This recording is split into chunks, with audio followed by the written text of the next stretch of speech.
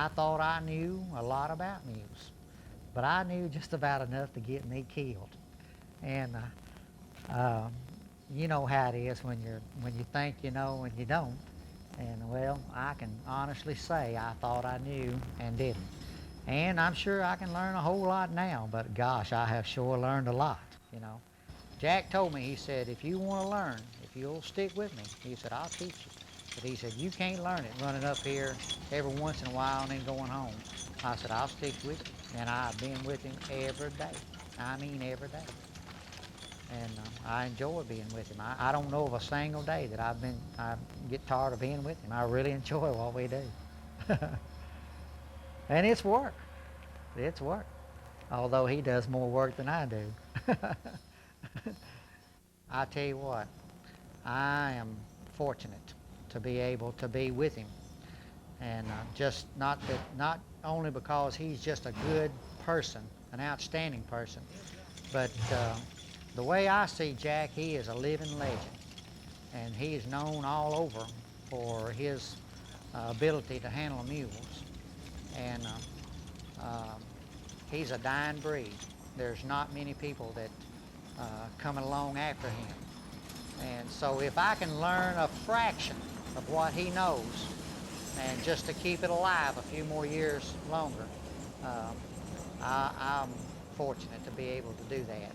And I look at it, it's a genuine privilege just to be able to work with him. To have my name associated with his it helps me.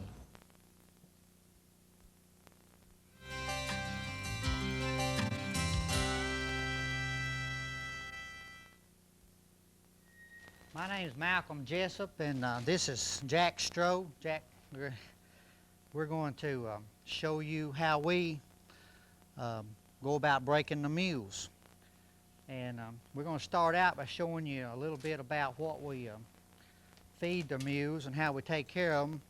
That's an important part of breaking the mules is feeding them good, getting them in good shape where that they can pull a load.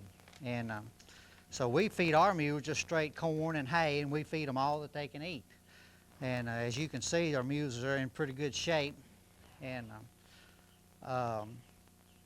what we also believe that's important in breaking the mules is having a good fence where that they can be contained, where they won't get away from you and get yourself hurt and get the mules hurt. So we're going to start out with these little mules here that were brought to us by a man. Where was he from, Jack? Pulaski, Tennessee. From Pulaski, Tennessee. Now, we don't know anything about these mules. And we treat all our mules the same way. We don't know anything about them. We treat them as if they're dangerous. And we try to handle them in that way. And we try to be careful as we go about what we're doing. And the first thing we're going to do is just catch these mules, and we'll start out by separating them, putting one outside, and we'll catch one at a time and put the chain on it and tie it. And then we'll start trying to put the harness on it. Now what he's doing, he's not really going to be hurting the mule. He's just going to be making the mule think he's going to be hurt. But he's going to make that mule turn around there to him where he can be caught. As you can see, the mule's kind of wild. We haven't done anything with these mules.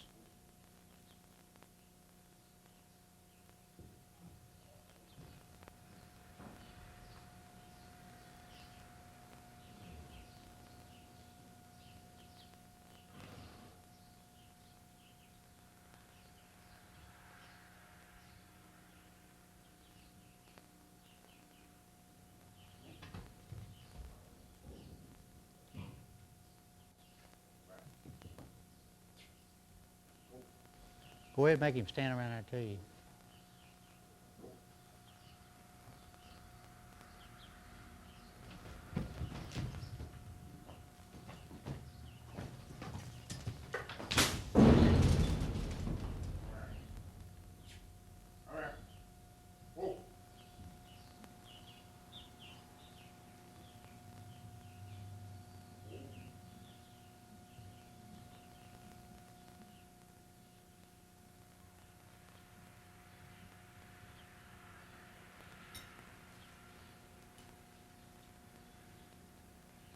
Just hook him right over there.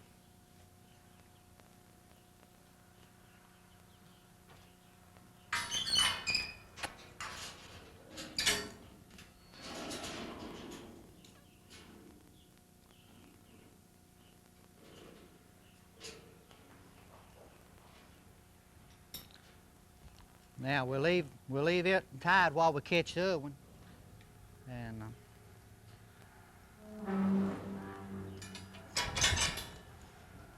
we suggest trying to catch our mules like that to separate the mules. Catch one at a time.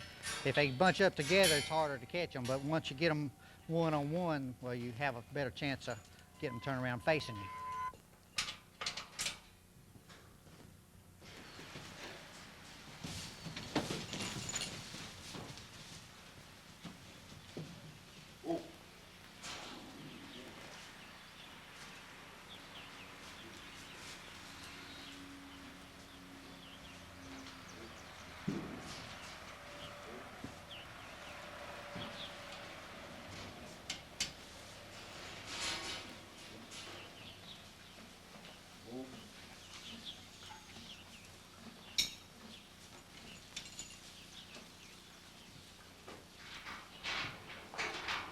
We're getting our chute ready. We'll try to get it in the chute, get the harness on it. These mules don't lead or anything, but they'll go along with some ones behind them. Whoa now. And a green mule, they hadn't been handled. They'll bite, kick, paw. I got most of those marks on me to prove that, boy.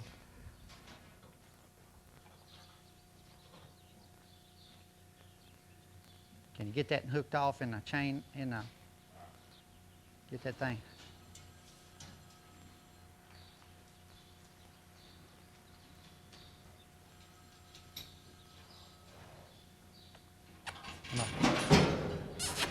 Come up. Come up. Come up. Come up. Whoop, whoop, whoop.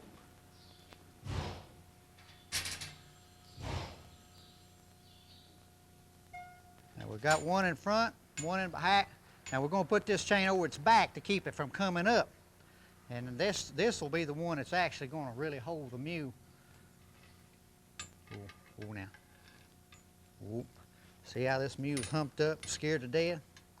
A mule like that'll hurt you.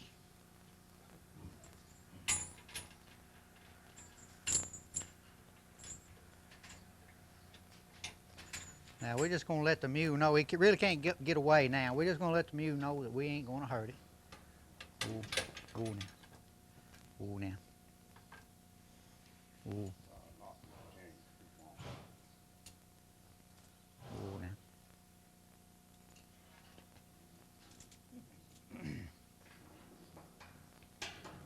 Oh. Now, we got it in here where we can handle it. It can't kick too bad. It can't get away forward, and it can't get up over it. The mule could get down in there, and if I had a trouble with that, well, I'd put a chain up underneath it and hook it in here to keep it from getting down, you know. We want it to just stand there while we put the harness on it. These mules are kind of small. They're native mules, so we're going to have to select a collar that'll fit them, and the bridles that'll fit them and harness that'll fit them. The only thing we got is kind of a smaller set, lighter set of harness that'll fit these mules, and so we're going to see how that works on them. Here's one of them. This is a choke strap full. Oh, now.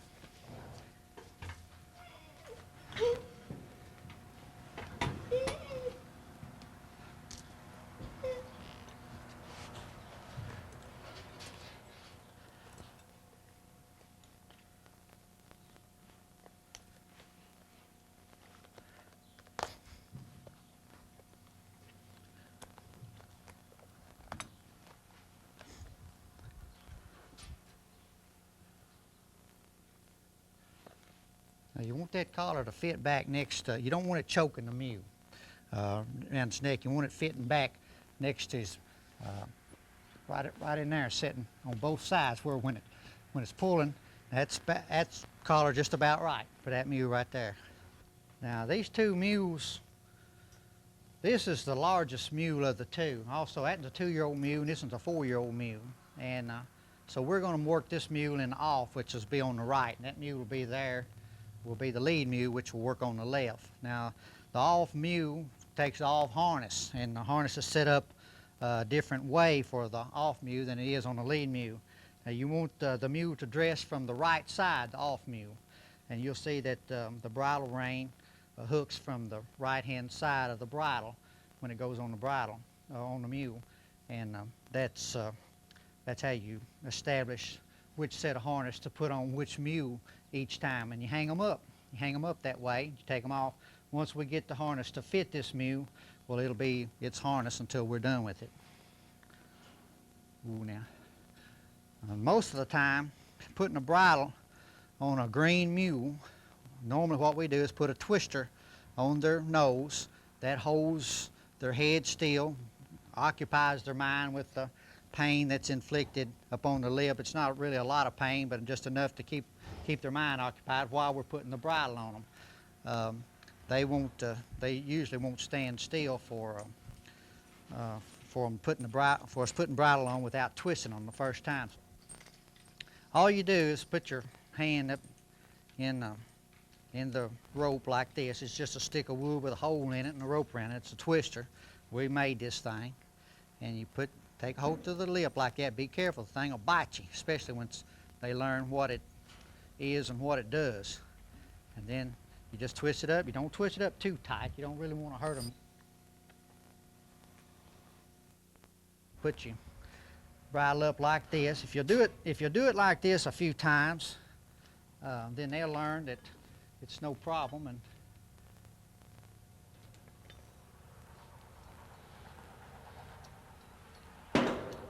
ooh, now.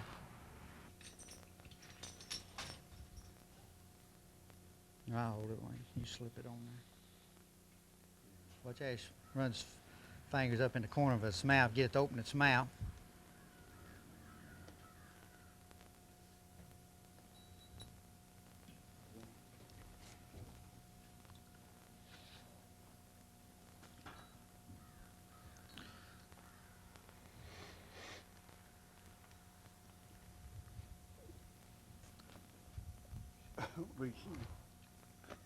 There you go.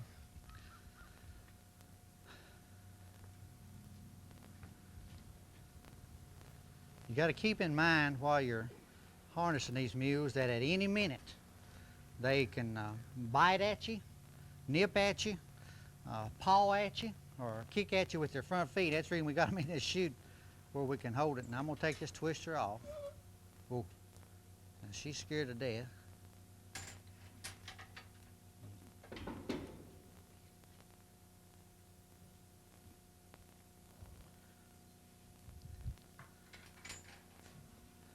Ooh, now.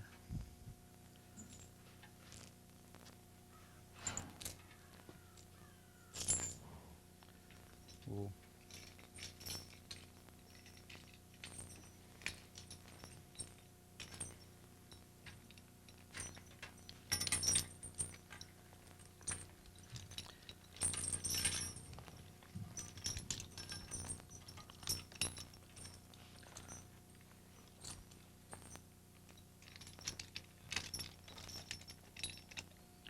Pretty important that you get the harness set up on them where it fits them. People think mules are just a dumb animal, but they know when it fits them and when it don't. And the first time they don't know, but they will know after that. And you don't want the harness coming off or getting tangled up on them. You want it to fit them as good as you can. So first time we try to set them up, then they'll need further adjustments, you know, as it goes along, because they stretch and everything else. This mule right here has just got to be reassured that she's scared to death. Not mean. She hadn't really tried to hurt us yet or anything like that, but that may come later. When she starts getting mad, well then she may, strike out and try to hurt you. These mules right here, I don't think they're going to be too much trouble after they get over being scared. You can see the way this mule's humped up and the way she's sweating. She's just scared.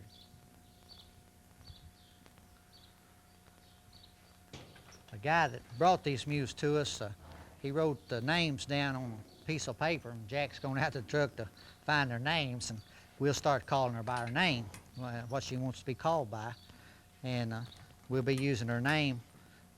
That's one of the first things we teach them, is their names, and you do that by just calling their name every time you go to do something, kind of like a dog or anything else. You just call its name, Eventually it learns it. We don't put shoes on them for two reasons. One is they don't need them right now. The second reason is we couldn't find a farrier to shoe them in the condition they're in now. So they're going to have to be broke first. And then after they're broke, depending on how they're going to be used, well then they may want shoes on them or they may not. If they use them on pulling a wagon on a blacktop a lot or gravel roads, then they'll want shoes on them. And if they don't, well, then they probably won't. If they're just out on the dirt someplace, they won't need shoes. But they need to keep their feet trimmed up where they'll grow straight and things like that. And that's hard to do unless the mules are broke. So mules really need to be broke. That's the reason an unbroke mule is, it's eventually going, its feet's going to grow out and it'll need to be trimmed. You can't trim them unless they're broke. And so, when I say that, we're kind of hard on them, they're getting them broke, but it's necessary that they be broke so that you can really take care of the animal. If it gets sick or get down, the veterinarian can't see after it or doctor it unless the animal's broke. So if you've got an animal, it needs to be broke. If you're not breaking your animal, well then you're doing it an injustice, possibly. If it gets hurt or something, you won't be able to doctor it. Now what we're fixing to do now is these things don't know how to lead. We're going to teach them how to lead. We're going to lead them. And we're going to use the tractor to do that. And so I back the tractor in here close to this chute. We're going to back her out of the chute, try to get her hooked to the tractor as soon as we can when she comes out of the chute, because she could be hard to get a hold of. And then we'll lead her a little bit. And then we'll let her stand tied while we work with the other one.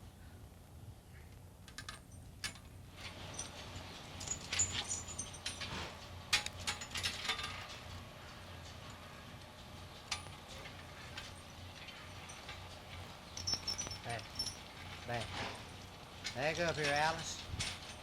Whoop.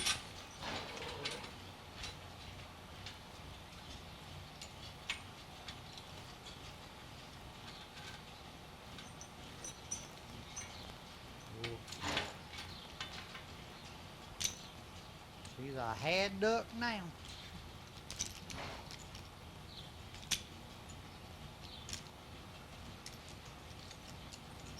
Whoop. I'll just lead her out here, lead her around a little bit, and then I'll let her stand while we're working on the other one. Sometimes it may seem cruel the way we handle these animals to get them started, to being broke. But actually, in reality, what we're doing is saving them from a dog food can somewhere or a glue factory, because they're just virtually won't be any good for anything or anybody. Unless they're broken. Matter of fact, the mules are actually quite dangerous. They'll hurt you. And so the best thing to do is break them. We use just what force we have to use. We don't really like to hurt them. But if it becomes necessary, I'd rather hurt them than them hurt us. So we kind of look at it like that. And we recommend strong discipline to break a mule. They're just kind of like children or anything else. They'll get by with what they can.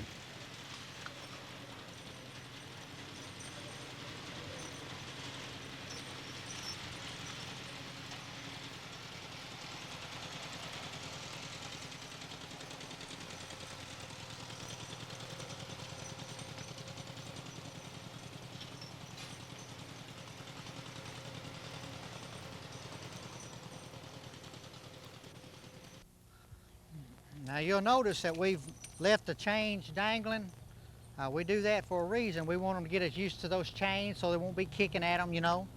And we'll just let her stand there and just get used to things, and while we get the other mule ready, and then we'll hook them both together and lead them both together.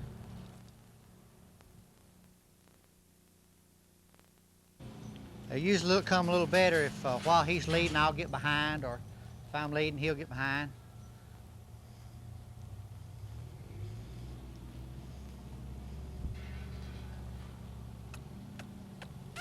Come on.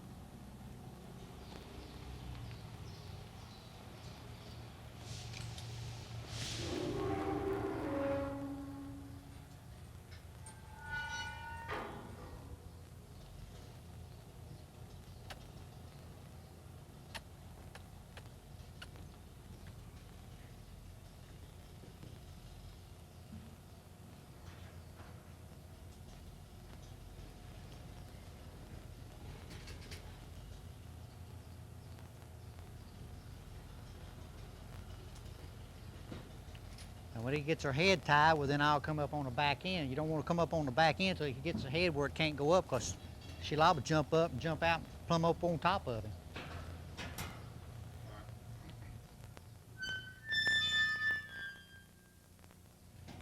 Whoa. Whoa, now. Now this little mule here is younger than other mule. Normally, the younger ones aren't quite as bad, you know. But she's still plenty scared. You can see how she humps up when you get close to her. Now this is the lead mule. You'll notice that the bridle rein snapped from the left-hand side of the lead mule. And so this will be her bridle until for as long as we've got her here.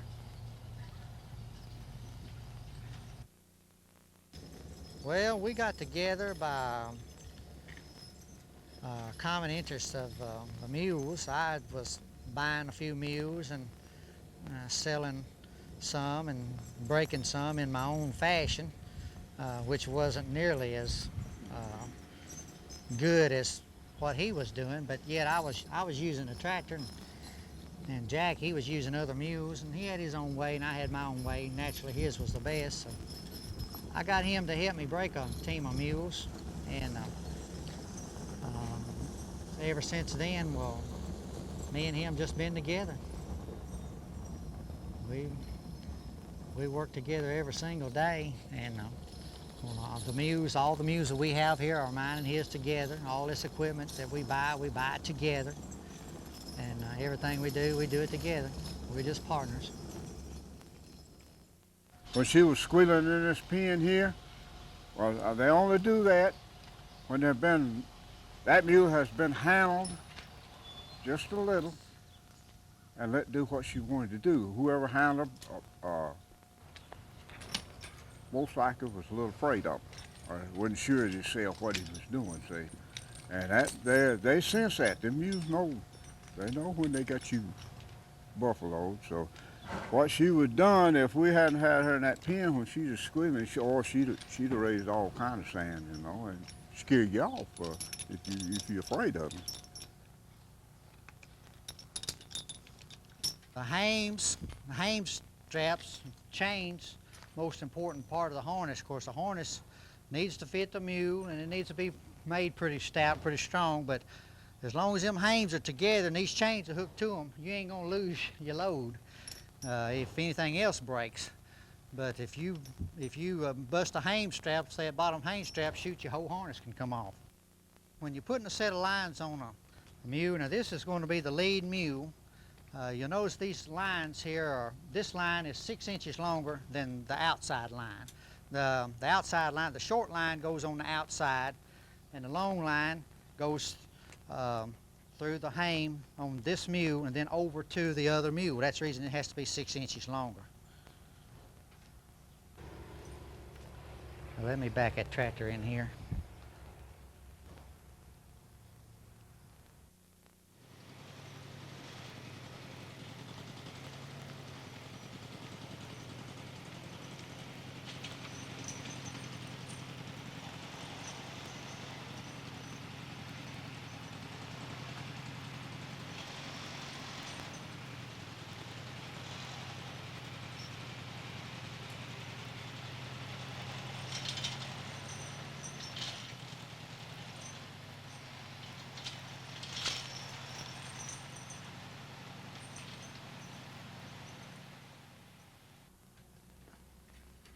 There.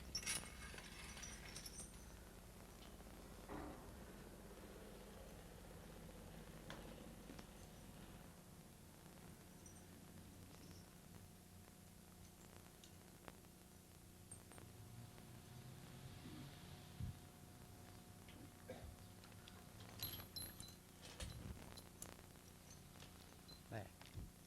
There.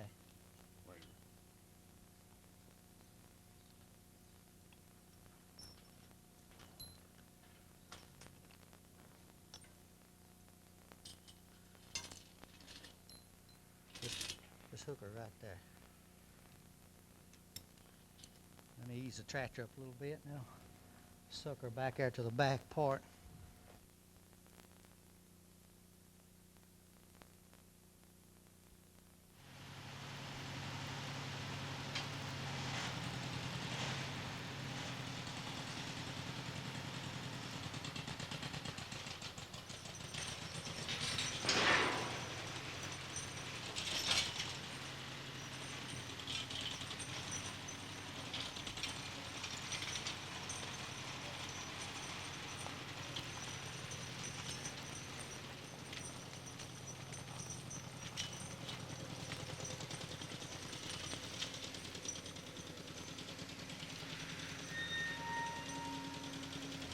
Hey, and it's important while you're working the mules, not just to get them out and work them for a few minutes and put them up.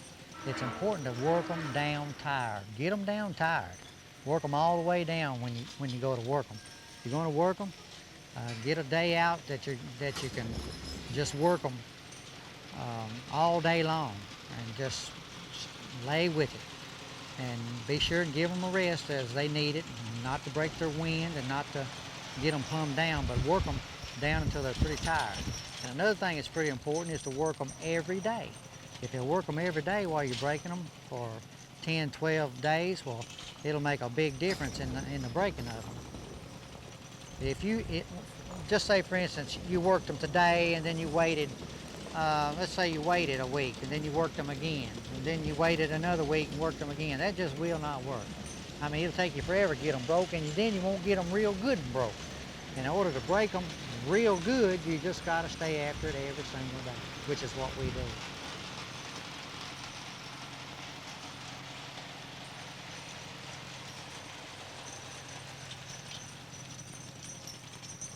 We charge $500 plus the feed to break a team of mules. And that's just to break them, where that you can harness them, where they'll stand still to harness them, and where that you can hook them up, and you can drive them with the lines. And pretty well broke. That's what we charge, $500, if they've never been handled or touched before. If they've already tried to work them and already tried to break them themselves and then bring them to us, we charge $750, because normally they have learned a bunch of bad habits that we first have to get them out of that before we go on, and it's usually harder. And then again too, it depends on the age of the mules. Older mules, it takes longer to break them, harder to break them, and we usually charge more for that. But about $500 for just a 3-year-old mule, a team of 3-year-old mules.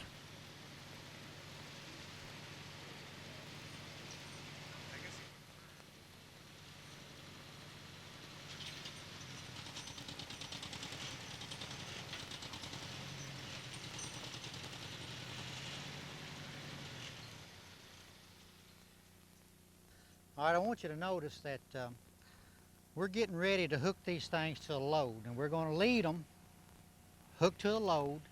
And it's not a real heavy load, but it's not a light load. It's just enough to know that they got something behind them. We're going to lead them, keep them in control. If anybody's going to try breaking mules at home for themselves or for anybody else, whatever, they need some place to tie them up to where they can't get away. If you'll notice this pole, this steel pole I've got set in the ground there, I've got about 2 yards of concrete in the ground. It's big and wide underneath the surface of the ground that holds that pole steady. And that's a 1/2 inch wall, 4-inch pipe. And I've got some bars welded to it to hook chains to. Now we tie the chain up, the tongue up with chains, where that the mules can't jump over, or it's easier to get them around to the tongue. Now occasionally they'll fall over and get down. They might this particular time, but we're going to be as easy as we can with them. We're going to back the mules up, try to get the chains hooked up, and once we get them hooked, well, then we're going to lead them like that. And we'll continue to lead them like that, and it'll appear to stretch their necks a little bit, but in the beginning, but they'll get to pulling the load where that there's a slack left in the chain, and when that does, well, then they're pulling the load. They got in their mind that they're going to pull the load. If you didn't have a pole, you could get by with using a tree. But it needs to be something you can get around, work around, and something that they can't get loose from.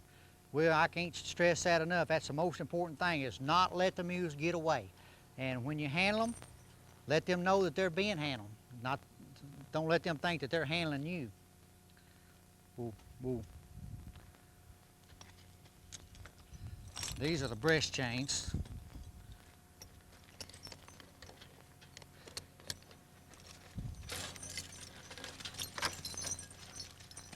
We'll hook these these tongue chains loose to start with, till we get the back chains hooked, and then we'll tighten up and adjust these front. Whoa now. Whoa. Whoop. Whoa. Whoa. Whoa now.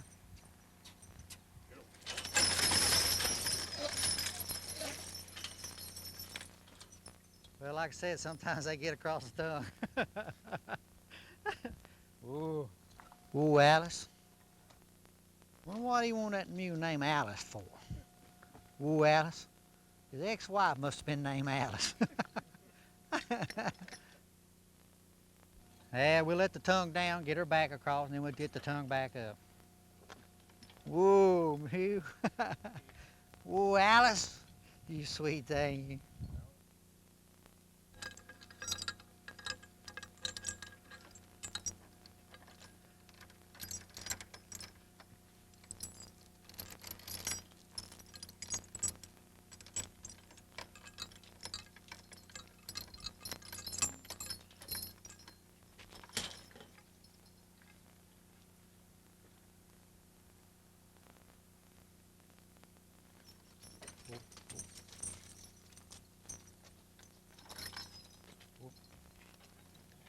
We'll walk them around all day. That's once we get them hooked up here, we'll lead them. We'll be leading them all day. Whoa now. Whoa. As you can see, that mule's just a little jumpy, and a lot of them are. But we're careful not to get kicked. Now that mule's liable to kick you. She's liable to do anything. So we're not worrying about hooking them right. We're just hooking them right now. We can adjust a little later on. But main thing is to get the mules hooked any way you can to start with.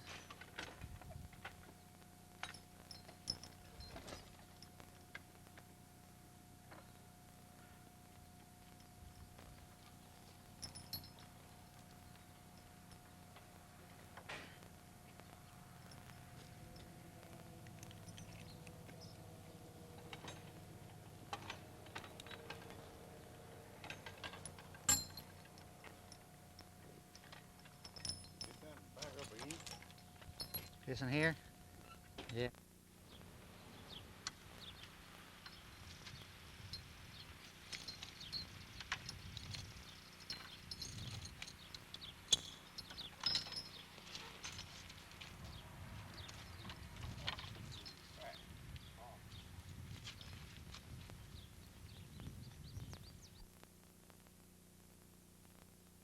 We're going to undo the tongue here.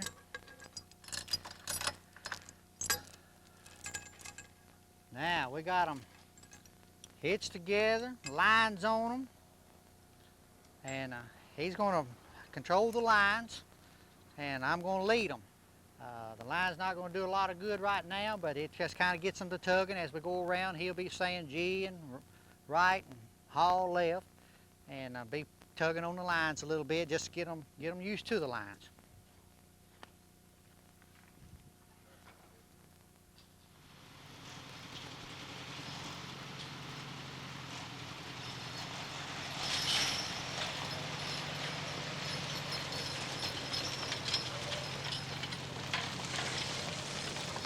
What that does, learn them to pull a load.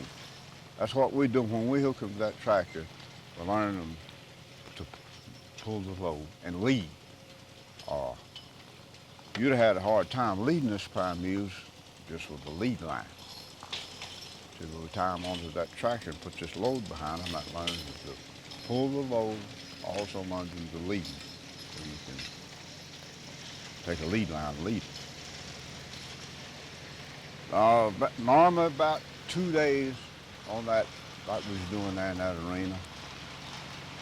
We don't care how wild they are, it gets them back where you can start driving.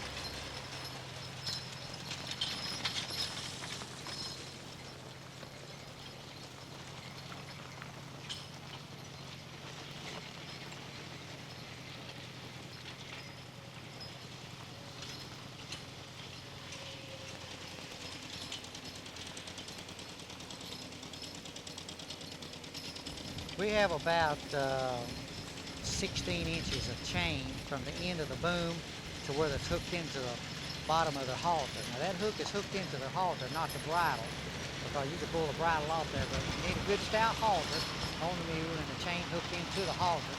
And 16 inches provides them enough slack to where they can't run too far forward up onto the tractor, and then they don't lag too far back. They can't sway over too far to the right or to the left. 16 inches is about right. I've tried it with 3 foot, and I've tried it with a 6 inches, and that seems to be just the best, that we've settled back to. While we're leading the mules with the tractor, when you first start leading them and pulling this load, well, it pulls them tight. The chains are tight. But if you'll keep watching those chains, when they start pulling the load on their own and keeping the lead chains loose or slack in them, well, then they're pulling on their own then. And then that's when we watch that, and then we can cut them loose from the tractor. We definitely wouldn't cut them loose from the tractor as long as we're having to drag them. And also it's important that the tractor go at the speed that the mule can walk at. We don't want to go too slow, and we don't want to go too fast when you're leading with the tractor.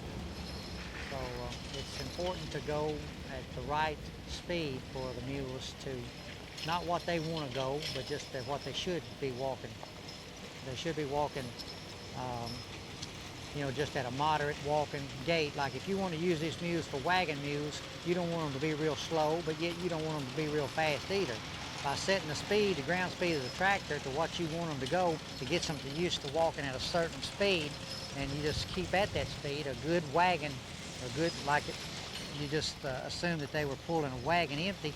Well, then the good gait that they would be carrying, pulling the wagon, would be the speed that you'd want to set your tractor to make them walk that fast. And these mules here got a good wagon gait, good gait for a wagon, and they're walking real good. They'll be real wagon mules when we get them broke. Usually the big mules, like we handle, those mules over there in the shed, those are ours. We use those mules for work mules, and we sell those to people who work them, farm them, Amish up in Pennsylvania and others that use them for farming. These little mules like this, they're too light to do much work. Most people use those for wagon mules.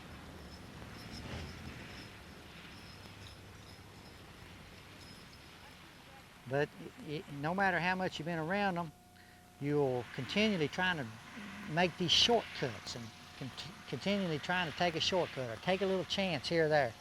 And just time and Jack has taught me not to make those shortcuts and not to do those things. You can't be too careful when you're fooling with a team of unbroke mules. And so you need to do everything you can think of just exactly right. If it takes all day to do it right, just do it right, because these things could kill you.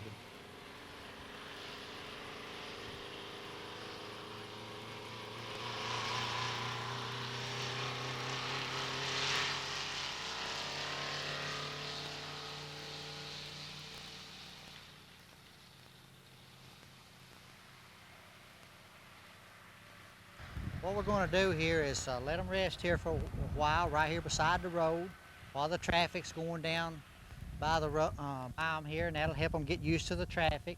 We'll walk around them, pull at their harness and stuff, and adjust on them a little bit. And while we're doing all that, I'll go get some gasoline because tractor's out of gas. Be right back. we buy, mainly what we do is buy and break and sell mules. We buy them green, broke, or not broke at all, and then we break them and resell them. And we try to make a breaking bill, that sort of thing. But people will call us to break their mules, and we break all that we can for other people. We might break, we might break 8 or 9 teams for other people in a year's time. That's about all we've got time to break for other people, and then the rest of them we break and use for ourselves. We've had approximately 100 mules of ourselves last year, and we didn't break all of them. Some of them we bought were already broke, but the most of them we worked them and broke some of them and broke the most of them, and that's mainly what we do. But then we only break mules for other people when we can work them in, and we've turned down, gosh, I couldn't begin to tell you how many people we've turned down to break their mules for them. I'd say, I know I've turned down 20 probably, and I'd say Jack's probably turned down that many too.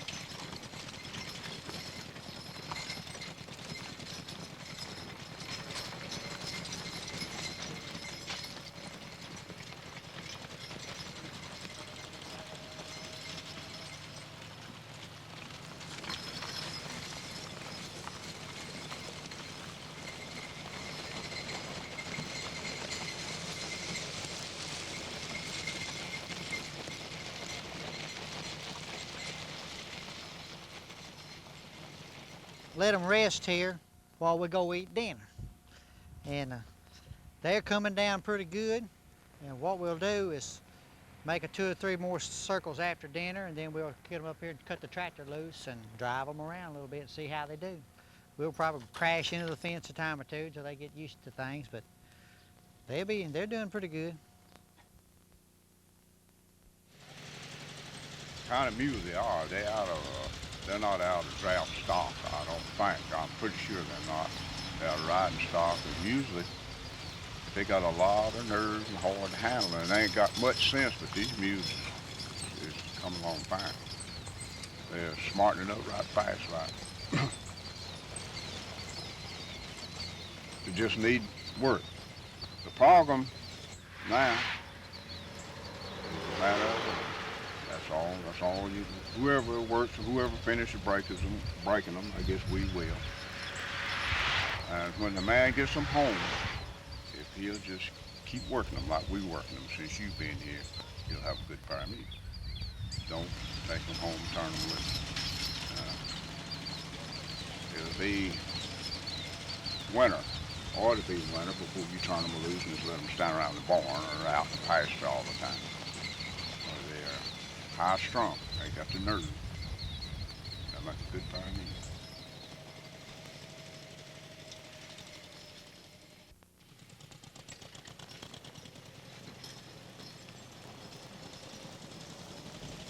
The reason we have 2 tires is to have enough weight that they can't run with it. Now when they get to responding well and they get to where they know whoa and gee and haul pretty good, well then we'll cut one of those tires loose and let them pull one around. And then eventually we'll cut them all loose. We'll just drive them around with the cart there. In about 3-4 weeks we just drive the cart around. And when they get to that stage, they'll be safe, see.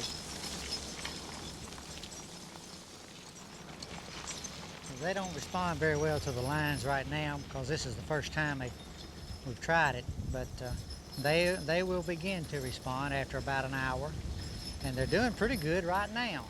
You can see that he's just making a circle, and when they get to where they'll handle pretty good that way, then he'll turn and go the other way for a while, and then he'll start cutting a figure 8 in here and just drive them all around every which direction, so they learn to respond to the lines good. And then when they get to where they can respond to the lines good, well, we'll take them out there on the road.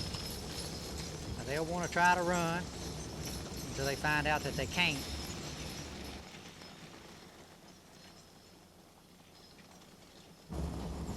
I'd suggest that anybody trying this on their own at home, do not hook those mules unless they're loaded adequately behind them to help hold them, because you cannot hold them with the lines. You got to hold them with weight. We'll do this for a couple of hours here today. It's important to have good equipment. You notice that tongue is good and sturdy in there. The double trees are good and stout. The carts built good and stout. By the way, we make those carts and they're for sale. We got a hitch on the back that's made out of steel. The chains are hooked to the tires for, we can't take a chance on using a rope or something like that. We need to use a chain, and we use clevises, and the clevises got pins in them to where the pins won't come out, and it got keys to key the pins in. And in other words, it could be fatal if that load was to break behind these mules right now. I mean, you know, it could kill you. So it's important, anybody that's trying to do this at home or wherever, to make sure that their load is adequately secure. Make sure they've got control of them mules, and then there won't be any problem. Just simply follow the procedure that we're doing here, and more of the same. I guarantee in 3 weeks you won't know those mules. They'll just be humble as house cats.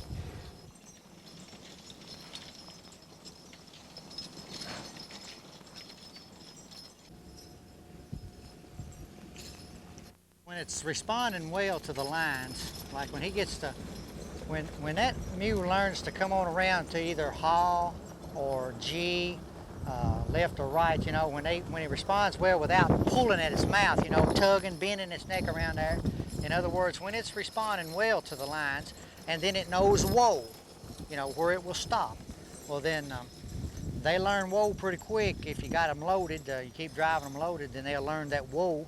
And when they get to where that they'll stop and turn pretty good, then we can control them, get them on out here on the road. We wouldn't take them out there now because they might run over in front of a car or something, but tomorrow they should be responding well enough to where we could hold them out of the middle of the road. We can hold them over to the side of the road, and then that would be our next step. See, we'll go on, and we'll do that until they're handling pretty good down here, and we don't need the tractor anymore. Then we'll take them up jacks day after tomorrow and hook them to them carts just like this, and we drag logs with them around up there on them trails, and we just keep doing it, until they just will stand still and respond well, and learn to pay attention to us and what we say. If you listen to him, he's talking to the mules as he's driving them. In other words, when he cuts to the right, he says G, and when he cuts to the left, he says haw.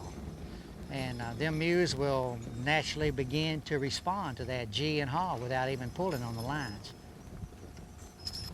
The thing about it is, if the tires come plumb loose, they couldn't run far here. They just couldn't get out of this fence. We've had them to bust loose and crash into it, and they can't get out of it. And that's the safest way to go about it. First hook them, and then double your luck by having a place where even if they do get away, they can't get out of this pen.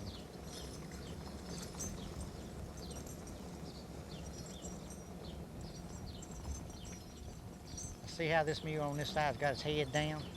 That mule's kind of getting mad. The other mule's got his head up and working pretty good. The one that's got his head down is kind of getting mad. That's the oldest mule. We'll probably drive them just like he's driving them now for about 2 more hours today, and then we'll put them up.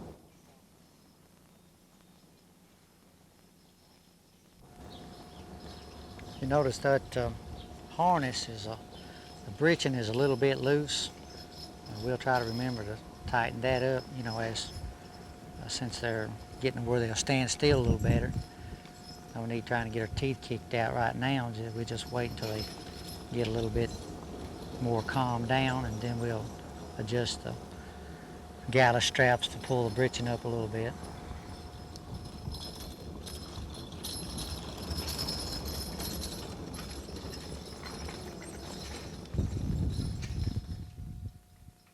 You don't want to break their wind. You don't want to work them so hard that they break their wind. You got to give them a break every once in a while to give them time to blow, which is what he's doing now. And that also teaches them to stand still. If you tried to make them stand still and they weren't tired yet, they wouldn't want to stand still. And then, so you kind of got to teach them to stand still while you've got the advantage of having them tired. And they need to get a breath of wind built back up, so they don't mind standing still. I'm shortening these galley straps to hold the breeches up on the hind end. Keep from looking like some of these little boys running around with their breeches about to fall off. Ooh. See where the breeching bottom butt band was rubbing down here when they moved the leg? Get up here where this part don't move like that part moves. That's more right. It still needs to be adjusted a little bit, but that's all we'll do right now. I'll try to do this other mule a little bit more jumpy than this mule. You see all day long how she's been coming down, how she's been giving up. Now that was from starting her in that pen this morning, making her do what you wanted her to do. If you went to harness her out here or in that harness bay there, she'd have had one fit after another. She'd have climbed the wall and everything else. But when they put her in there, she found out when she went in there she couldn't get out, so she just give up. And now she would have bit you, if she did bite at me when I went to put the bridle on, or they would kick you, paw you, or anything like that to get away when you first start with them. But if you don't let them get away with it the first time, well, they'll give up. But if you let them get away with it, you got trouble. All the way down the line, it'll take, if that mule could have got her loose this morning and got out of there, it would have took 3 more extra days to get them where we got them here today. See how they're going along now, just bobbing their head, kind of when they're walking, while they're walking? That means they're giving in to it. They ain't fighting it.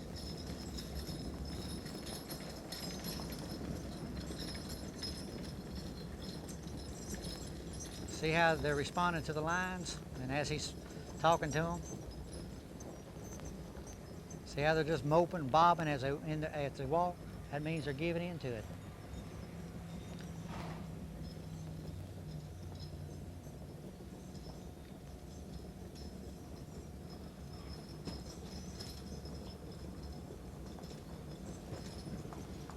And when they get to flopping their ears, that's a real good sign.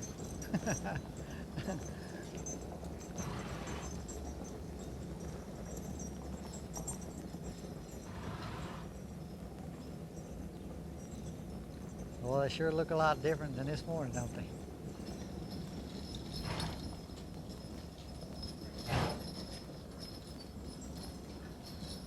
But them mules are picking it up pretty good. They're staying off the tongue pretty good, and they're not leaning out in the chains, you know, spreading out where them chains will wear them. They're doing pretty good. Them mules ain't gonna get skin up like some of them do. But you look how they're responding. See them ears beginning to flop there? They doing better. They doing better. They're not any good if they're not afraid of you.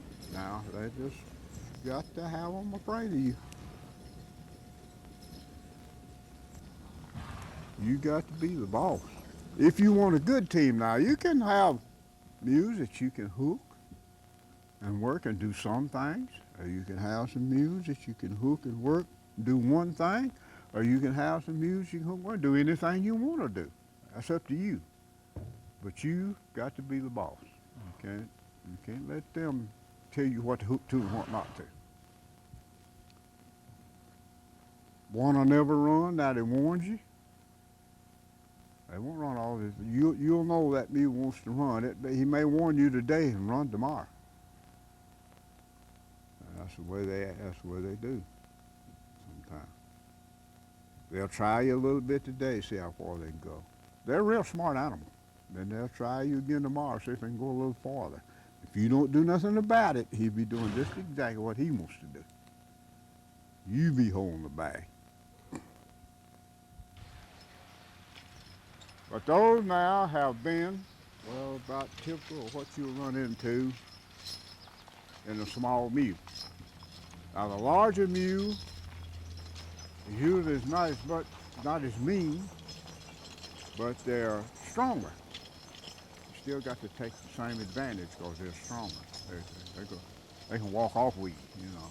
It's hard work, but just like I told you this morning, if you can accomplish what you start if you don't get in a hurry. Where you mess up, or you get in a hurry and forget something, don't do something right, all this will do, and it took you any kind of way, you're going to get in trouble. I like to break them, and there's no trouble with me to break because I've broke so many, but still, it's dangerous. They can hurt you, and hurt you bad. Notice how they're stepping around there? They knowing how to step around. That's pretty fast. That's exactly right. Look there, stepping around there, boy. And this is on the first day. There ain't no substitute for working. You know, a lot of people take their mules and they get out here and they think they're going to break them. They put the harness on them, they work them for an hour and put them up and say, well, I gave them a pretty good workout. Heck, you don't really get their attention until you've had the harness on them about 8 hours. And then they begin to get, to come down, get their attention. Well, he's getting them to where they'll respond to the lines. That's the reason he's turning them on each corner, each end like that. Now, usually mules don't do this good on the first day. These have done good. That shows that they're smart. And see, he's stopping them. And then that's teaching them to say whoa. That's teaching them to stop when he says whoa. And then he's hauling them around on that end. You notice how he's turning to the left. And he gets down here, he's turning them to the right. He's G'ing them around. That teaches each mule to turn on around there. Now they're still fighting it a little bit there. You can tell by turning their heads and not accepting it plumb. But shoot, they're doing so good for the first day. It's just unbelievable. A lot of people would call them mules broke. You know, they'd say, well, their mules are broke now, but shoot, they ain't nowhere near broke.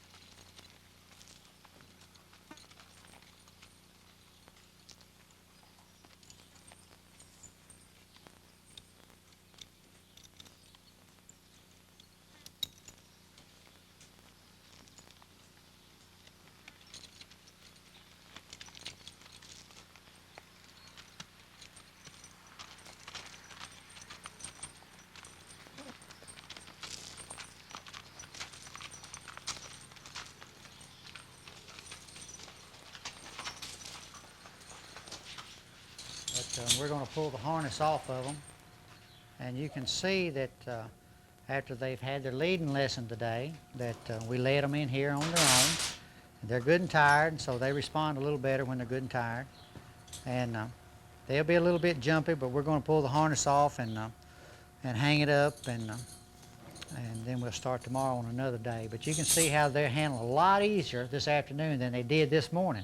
You know, we had to put them in a chute, if you remember, to put the harness on them this morning, and we had to lead them with a tractor to get them out there. So they're doing pretty good.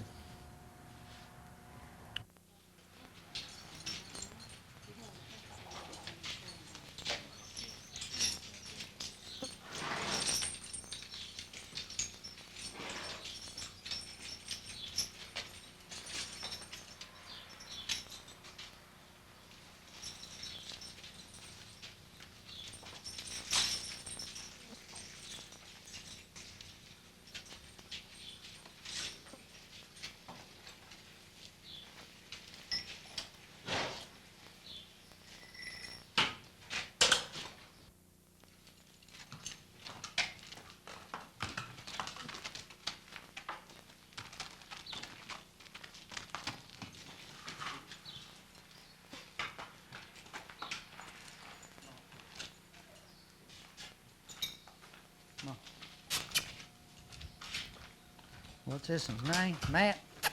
Come on, Matt. Go around and get behind. Yeah. Get out.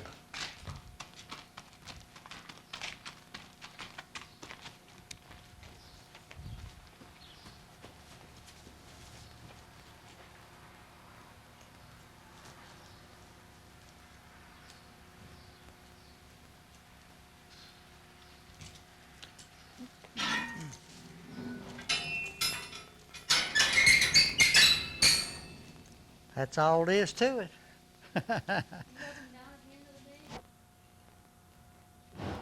Now tomorrow morning, they'll be a little bit sore, see, kind of like you would be, and you had your exercise for the month.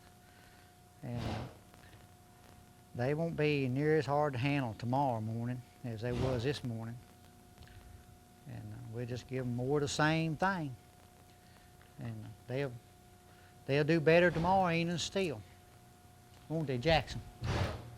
They'll do better tomorrow evening still. Oh yeah, we're going down the highway tomorrow. They're doing good today. When you get them to responding like that, you notice how he was wooing them? He'd make them whoa down at the ends, and then he was geeing them on this end, and he'd go down at that other end, hard them on that end, they was turning right on around there. That's what you need to get them to do, and then get them to responding to the lines. Then where it's safe enough to get them out this pen, get down on that road. Tomorrow we can do that. Next day we'll take them up there at Jackson. Put them through them mud holes. It's watermelon time.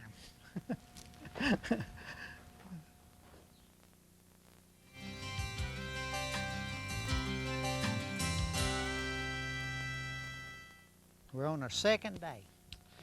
And what we're going to do the first thing is we're going to check, make sure our load is secure. We're going to check to make sure the chains are still hitched up good, the pins are in good. And this chain is hooked good. Clevis is secure, got that. Double trees are secure. Tongue chains are secure. Everything's ready to hitch to. Now we're going to go put the harness on the mules. Again, the first thing we're going to do is separate the mules. They'll be a little bit easier to catch like that. We're going to run one of them out here.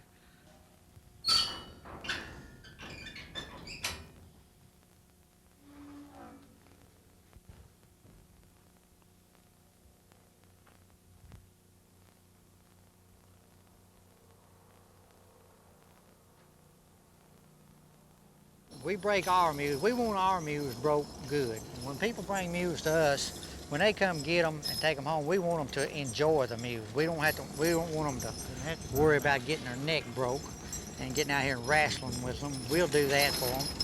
And then when they get them, they'll be broke for them where they can enjoy them. And I tell you what, if you go through the procedure right and do it right and break the mules when they're broke, they're broke. We go through our aggravation. It takes us about 3 weeks of being aggravated. After that, we ain't aiming to be aggravated. We aim for them to be broke.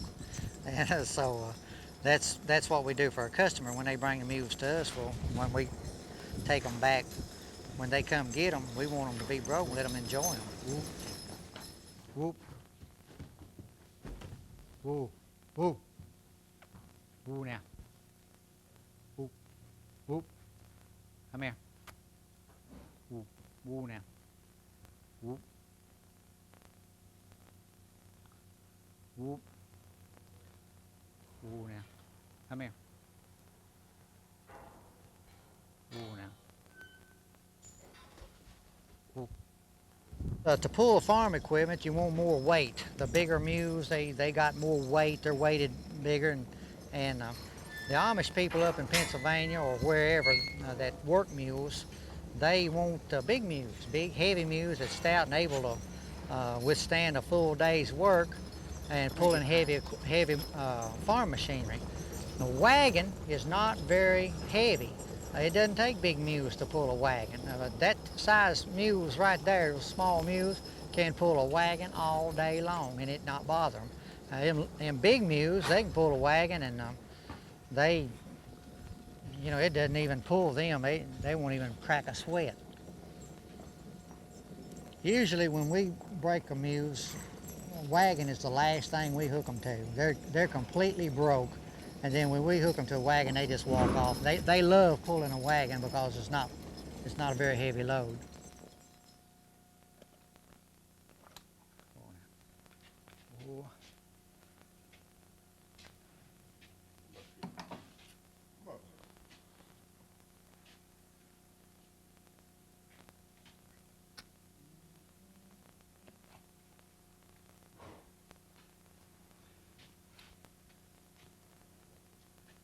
Did you see yesterday after working that neck is a little bit wrinkled, the skin's a little bit wrinkled there, and so we know that it was just a little bit loose. We're going to put this pad on there, a little bit more padding, tighten up the collar a little bit on her neck.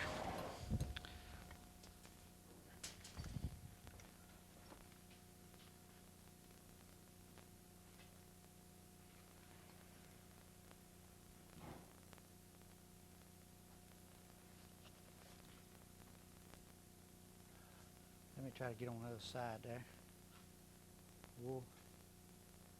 Whoa now. Whoa. Whoa.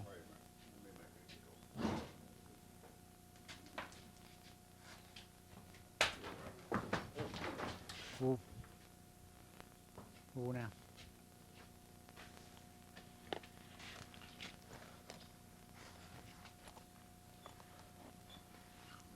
Nice. Let her touch her side where she knows it's coming.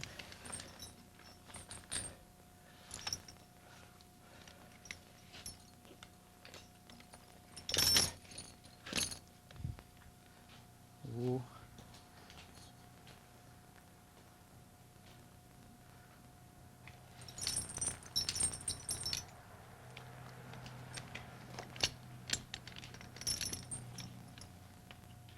Try to avoid making any sudden moves. She's got that twister on her to keep her mind occupied, but we don't want to make any real sudden moves and scare her. And she'll jump, and then that'll scare us. Heck, before we know it, we'll all be scared.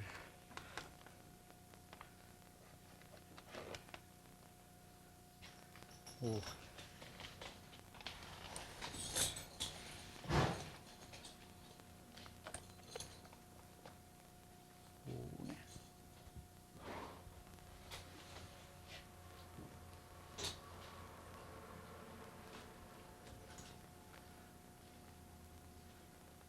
Whoa now.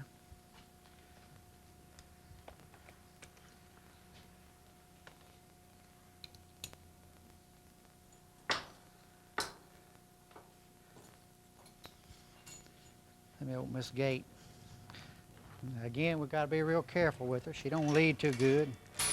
Chain's going to kind of spook her. One of us kind of get in front, and the other kind of get behind. Just kind of ease her along out there.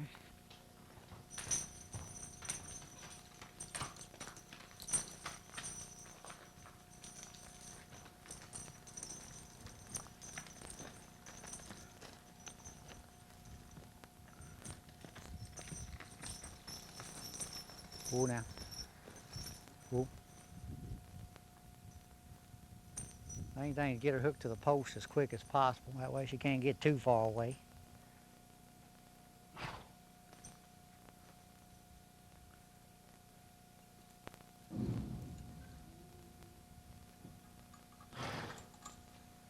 Yeah, she might jump the tongue or jump around there a little bit, but she ain't gonna go too far.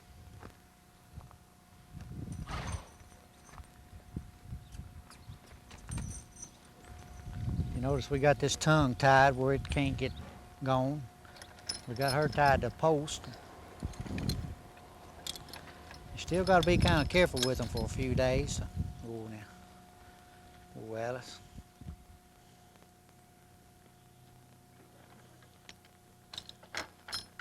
Back up.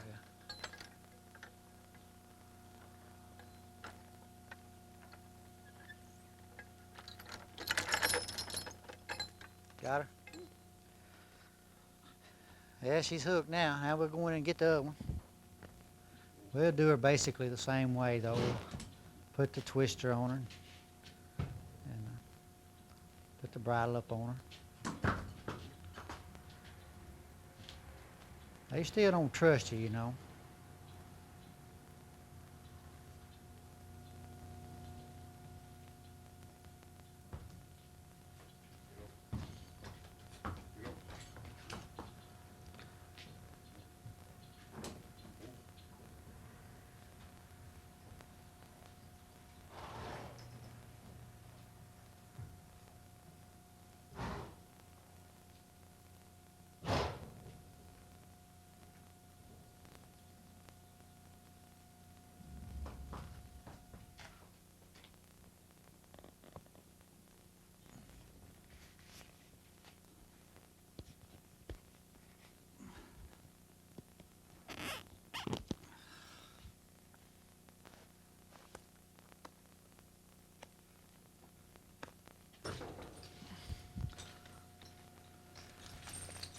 Whoa, Maddie.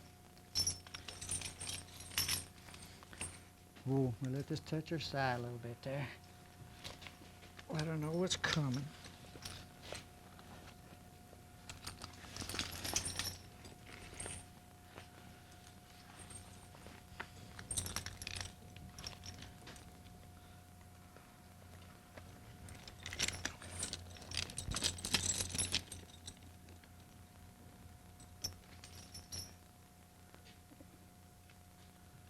Go around the other side here. Get over, Maddie. Get over. Get over. Get around. Get over. Get over. Maddie. Get over there. Whoop. Whoa now. Whoop.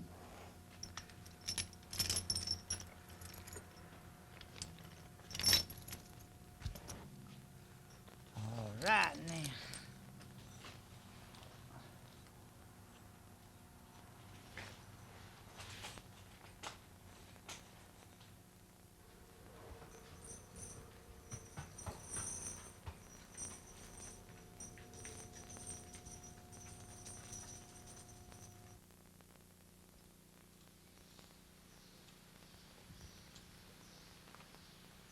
I don't know whether you noticed or not, but when he was leading these mules out here, he had them hooked in the chin curve on the bridle, and that's the way you want to hook them when you lead them.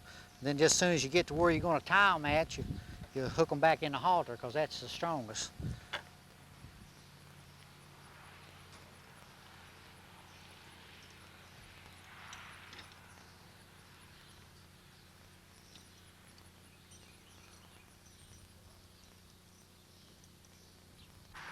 Hook the breast chain, then he hooked the lines up. You need to get them lines on them as soon as possible. In case something happens, you have a little control.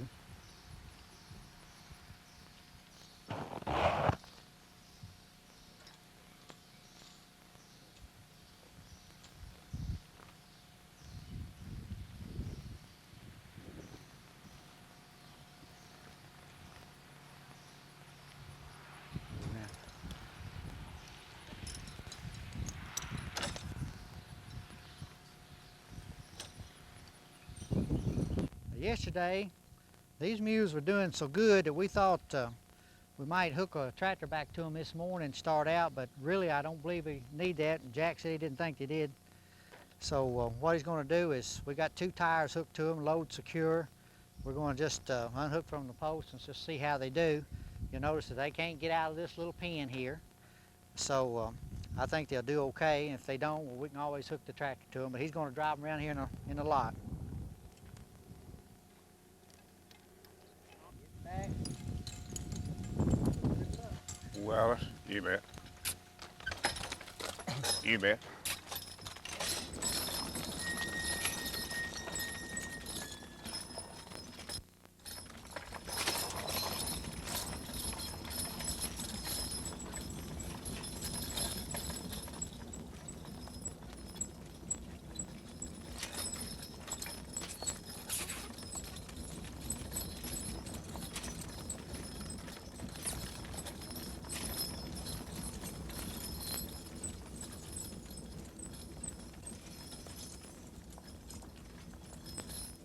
Bet.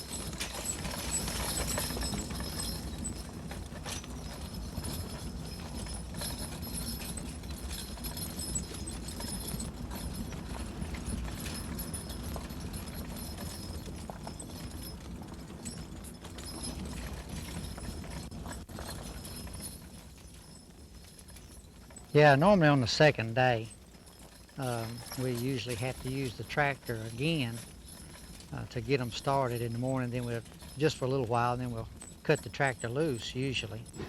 But these mules did so well yesterday in responding to the lines, and we led them in from the pole and tied them up there in the harness room, took the harness off, and they did real good putting the harness on this morning.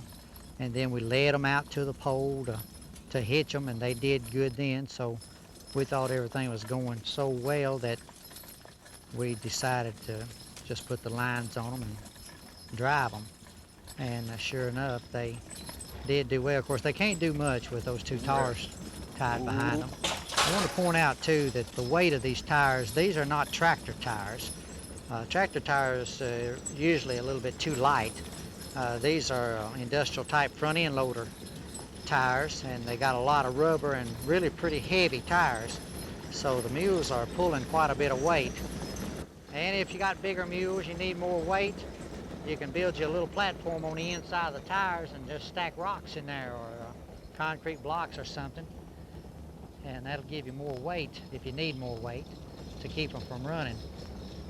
By all means, always have your mules hitched secure enough to something that's heavy enough that they can't run with it. You don't want to start making running mules right off the bat. A lot of people hook their mules to a wagon for the first time and take off, and good grief, they're taking a heck of a chance. The mules can just fly with a wagon. So it's important to load them pretty heavy. You'll notice now that he's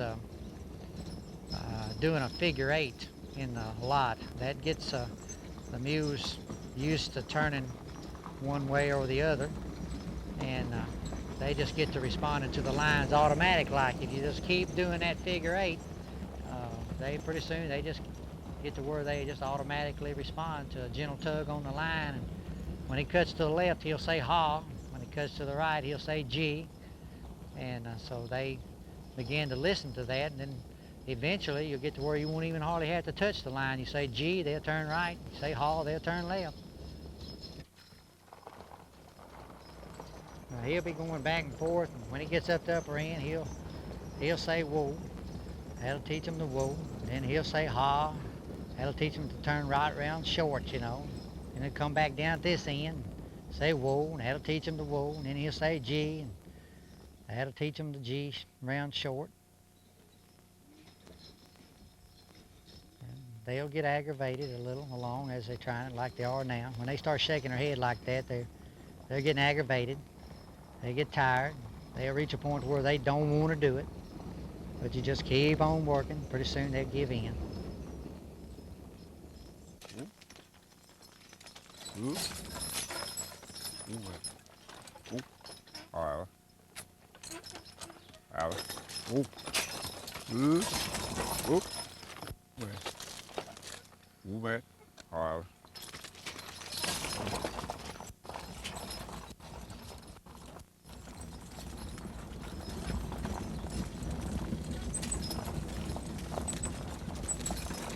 Alice.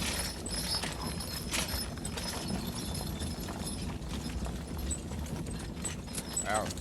Alice. Ooh. Ooh.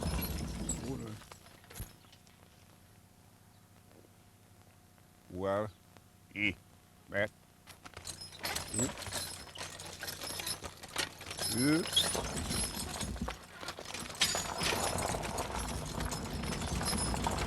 Well.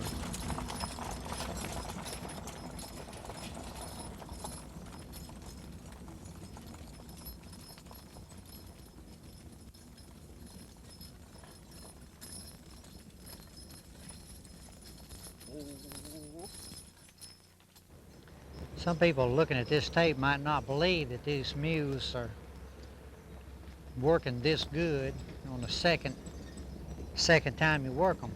They are going to think that we cut some out of the tape or whatever, but we haven't cut any out of the tape, and we've been taping them with just everything we've done to them. And yesterday we worked all day. Today we worked just started, but they're just doing extremely well. And they are going to reach a point where they're going to get a whole lot smarter as to what's happening, and they ain't going to want to cooperate. After about the first day of the second week, you better hang on to your hat, because they'll get ticked off and decide they just ain't going to do it. And you just got to make them go on, make them do it, keep doing it until they accept it in their mind. It takes a good while. You can get them to doing pretty good. You say, well, shoot, I'll quit. They're doing good enough. Somebody else can handle them. But they haven't really accepted it in their mind yet. It takes a while to get them to accepting things. And when they get to accepting it, and then, you know, we'll quit on them. He's trying to teach them how to respond to the lines, how to turn. Just say, for instance, you wanted to mow hay with these mules. You come up to the corner. Alice is on this side. Your mower is going to be cutting from the right side. And the first thing you would say is when you come out to the end of the cut, you'd say, whoa, Alice. Gee, Matt. Alice will start kind of backing around. Matt, pull forward, cut you around there, and you face right up till you cut again. Well, we'll go eat a little dinner, give them a little break. Usually if they start to run, they'll start going downhill, but they can't go far. If mules run away with you, it ain't the mule's fault. Heck, it's whoever's doing the work. If we were to lighten up the load on them, yeah, they'd try to run. And most mules will. And if you ever let them run, if they ever get to running, well, it's harder to break them then. So the best thing to do is not to let them run. Don't give them a chance. We work them like this for a few days. Hook them logs up there. Every time we get done with them, they won't want to run. They'll be glad to stand still. Start off out here, you know, where we can get to where we can handle them here. Drag them down pretty good right here on this road. And then when we get to handle them pretty good and they get wore down pretty good, we'll unhook that back tar and then just pull that front tar.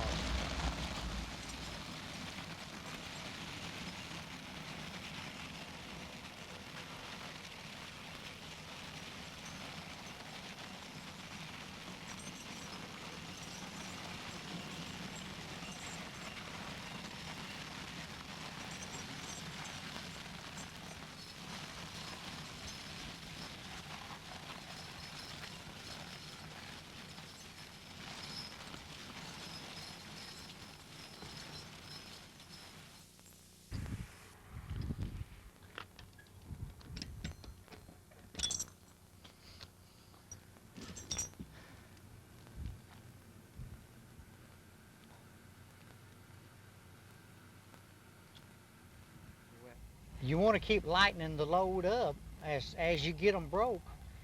You want to keep lightening the load up until they'll just pull that empty cart. If they'll pull an empty cart, they'll pull an empty wagon without running.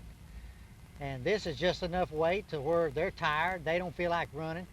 Now, if we was to put the one tire to them early in the morning, when they was fresh and everything, they could probably run with it, but they won't run with it now. You eventually got to work them around to where that they'll work under no load at all, so that they'll work around easy. So, you know, you have to keep lightening up the load.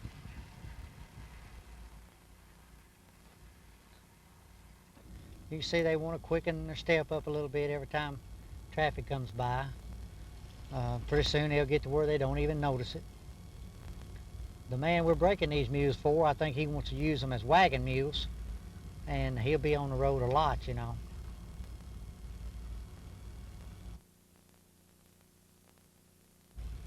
I will work them out here the rest of this afternoon. That'll be enough for them. Then we'll take them up Jack's, work them 2 or 3 weeks. Then we'll bring them back here and hook them to an empty wagon, drive up and down the road, make sure they're doing good, make sure they're doing perfect, and then they'll be ready to go back to their owner.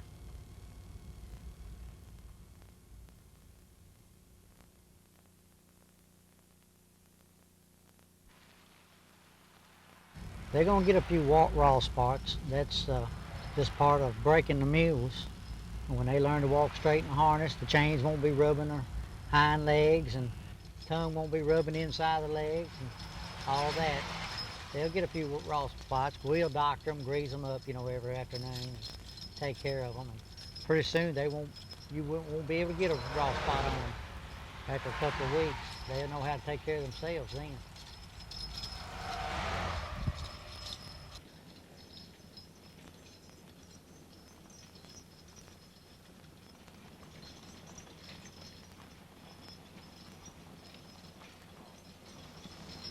If we're training them to farm, big mules to go to the farming country, well, we spend a lot of time in the fields, you know.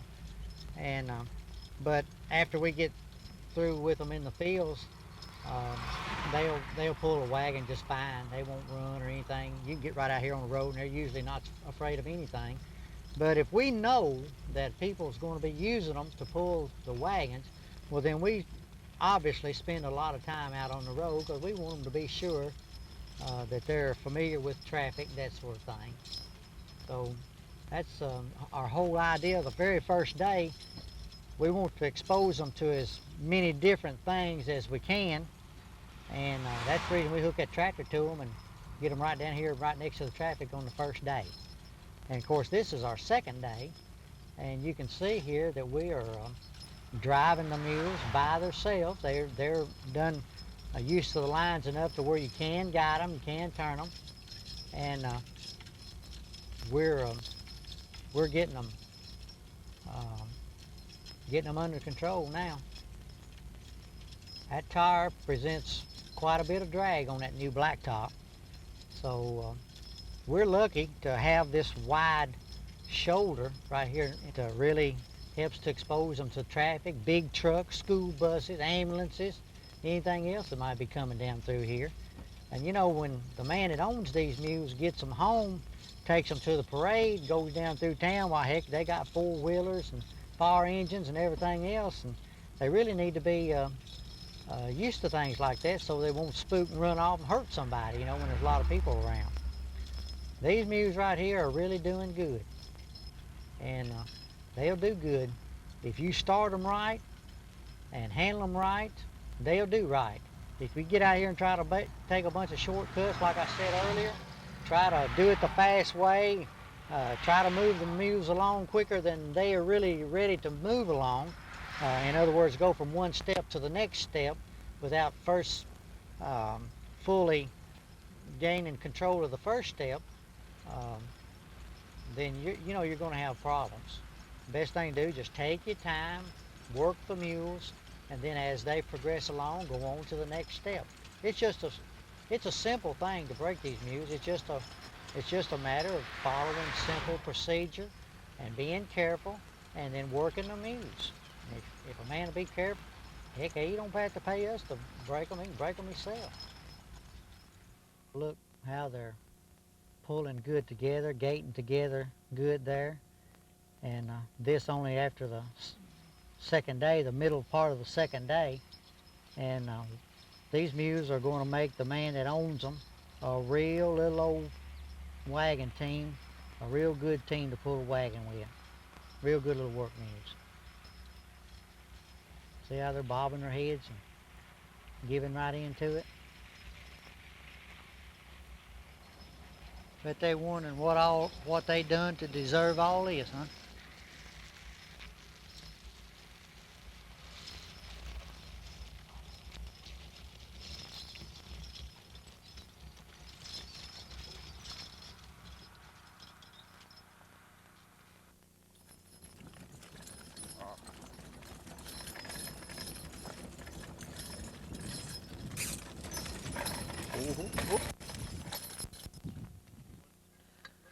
I'm tying this tongue up where that when we unhook them and hook them back, that tongue will be up there and they can't get across it unless they fall over it like they did yesterday.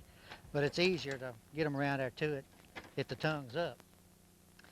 And I hooked them, hitched them right here, and when we take the chains loose, the tongue will be up, and all we got to do is take the chain and lead them out of here. While you're breaking the mules, the number one thing that they need to know is that they tied. They can't get a lot, in their mind, they need to think that we had. And so when they get to figure that out, that they had, well then they won't give you no more trouble. So we need to just let them know that they're hooked. We've developed a habit, or Jack got me doing that too, is always tie that tongue up. You know, if that front end of that tongue is tied, they ain't gonna go far, you know. So yesterday when we unhooked here, I kind of steadied the front of them. Jack undone the chains, but far enough along today, you know, we can both kind of undo the chains. Them mules know what you're doing. They know it's quitting time when you start doing that. They catch on to that pretty quick. And, so they usually don't present a lot of problems when you're doing that. While you're leading these things, you need to hook this thing right in there, in the ring. While you got them tied, you need to hook them to the halter where it's good and stout. Hook them right here. That gives a little bit better control on them, you know, if they try to jerk away from you.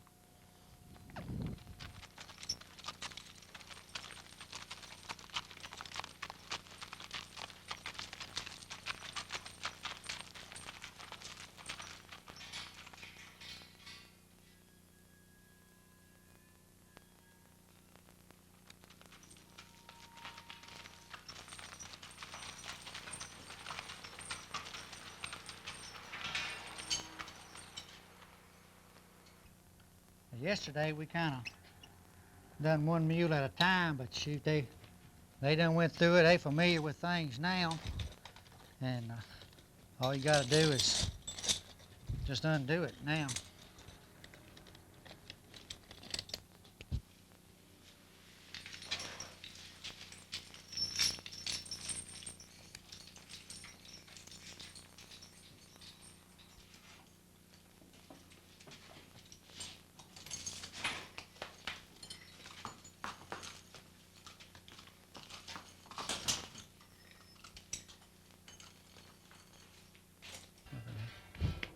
See how they're coming down?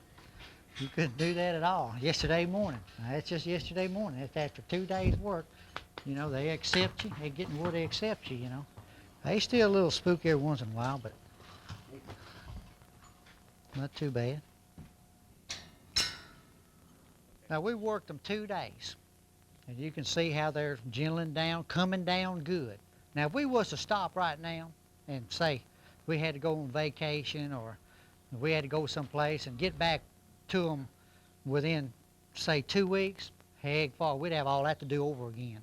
So that's not good. Once you get to start working them, it's important to continue on doing the same thing every day until they accept it. And then once you get them fully broke, well, then you can leave them alone and come back. And this time next year, you get a hold of them, you know, they're broke. But if you don't get them fully broke and then you stay off of them a while, it takes longer to get them fully broke. But these mules are well on their way. 3 weeks, you won't know these mules. Ain't that right, Jack? We started with that pair of mules yesterday morning. They didn't know nothing. They only know what you teach them from yesterday morning on. If you teach them wrong, they're going to be wrong. If you teach them right, you'll have you a good working pair of mules, a good broke pair of mules. A lot of people lay all the fault on the mule. It's not the mule. It's the man that manages and handles the mule. If he don't handle him right, he ain't gonna never be right. That's what it boils down to. You keep working that pair of mules, you keep working them right. Don't let them get away. Always time and hook them. They'll make a good pair of mules. But if you go out there halfing around, messing around, let them get away and let them jump and run, go anywhere they want to and do what they want to do, that's what they'll always do because that's what you're teaching them. I done told them they can't nobody break mules but us. Anyway, when we get them, we got our hands full from the start. And we treat them all the same, just like we treated these. We careful, you know, we handle them where they can't get away, and you know, just handle them. And once you start working them, they know they can't get away. Well, they just start falling right in line. And even the worst of them will eventually fall in line. But fortunately, these here aren't too bad, and it's not going to take as long as you think, you know. 3 weeks. Man owns these mules can come get them. He'll be happy, won't he, Jack? Yeah. Yeah.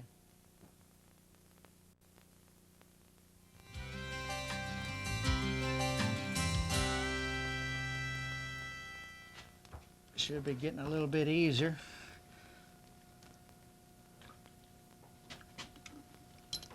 Yeah, see, they open their mouth up pretty good today. That's the first time they done that. Hey, if you remember the first day we put the twister on, they standing pretty still. Now they're a whole lot better than they was the first day. Second day either. But they know what this harness is. They know what goes on next. Oh, Manny.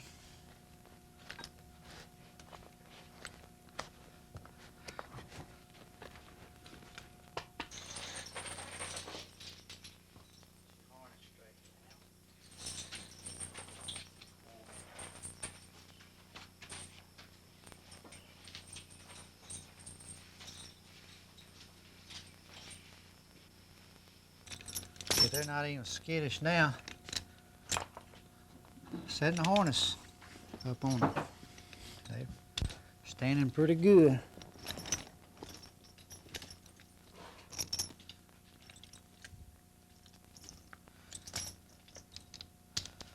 You notice the first day out easy. We handle these things, and now you can just pull them. Now this is the third day, third time these mules been harnessed, and third day in a row, which makes a difference. If you'd done it 3 times and they was 3 weeks apart, well, they wouldn't be this calm.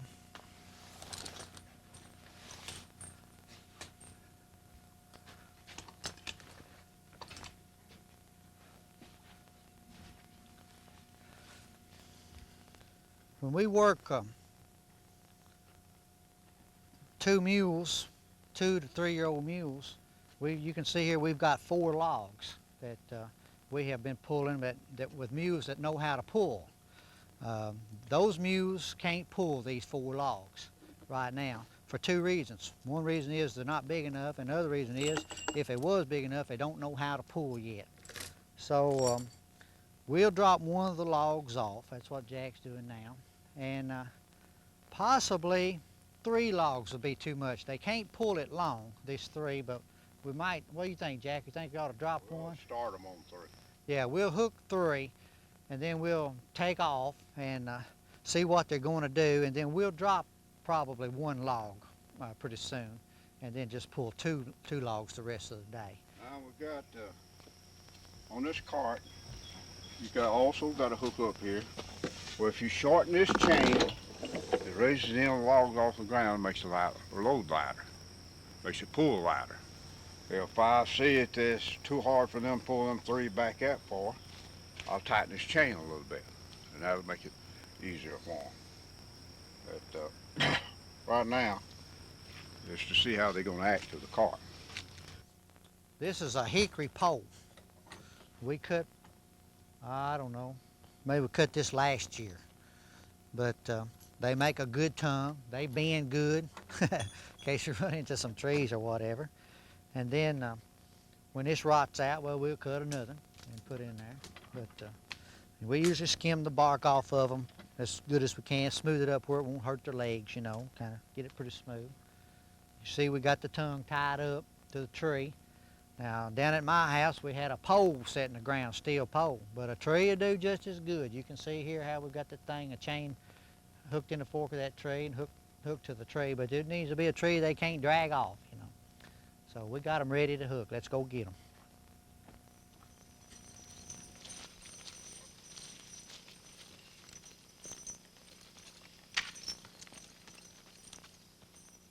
When you're leading these things, lead them out the side of you in case something comes up behind them, spooks them. They don't run up on you, on your back, you know. Keep your arms stretched out there where you can hold the things.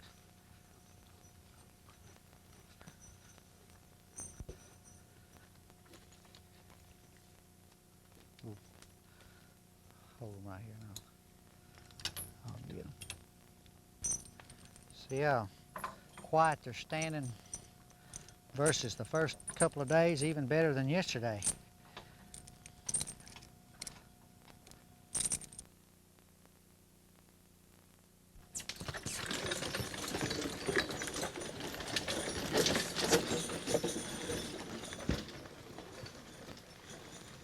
Now they can pull 3 logs, but it's going to wear them down pretty quick, and we'll drop one of those off after a while, but we'll get the edge off of them here.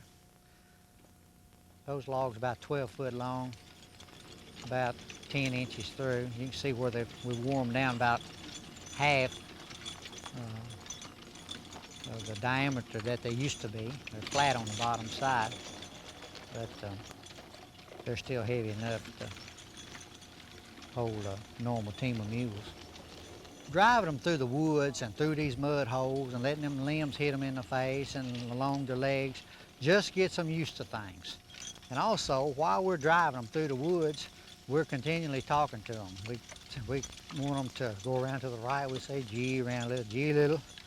You know, we want them to come around to the left, we'll say ha, you know, as we're going along the path. Of course, they can't go, but just along the path kind of, but that gets them used to knowing that when you say ha, you want this mule on the right to kind of tighten up and come on around, you see, and then if you say gee, mule on the left kind of tightens up and comes on around to the right. So that kind of gets them used to listening to you, and it's so monotonous after a while that you're doing the same thing. It kind of gets to where it sinks in them mules' minds, and everything you do to them, no matter what you do, is going to help them. I mean, you know, if you just get them out and handle them, everything you can do it helps them. And as you can see, the mules, he's driving them over down through the thicket and around. We don't go just stay on these trails. We go everywhere, and that really helps them as they're being broke.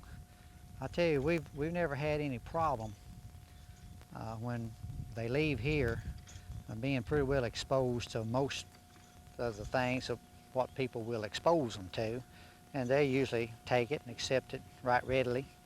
See how those mules are pulling together and moving on and responding to the lines pretty good. And we've worked them 2 days, and then we've had them hooked here less than 30 minutes on the 3rd day. These mules are just as sharp as a tack, both of them. The lead mule a little sharper than the off mule, but they're both smart enough. See, they're staying off that tongue pretty good, not letting the chains hit their rear ends. They straightened up pretty good in the harness. They learn that whoa pretty quick, don't they? He'll let them blow here for a while. While he's blowing, we can kind of go over this harness. This is just a light set of harness.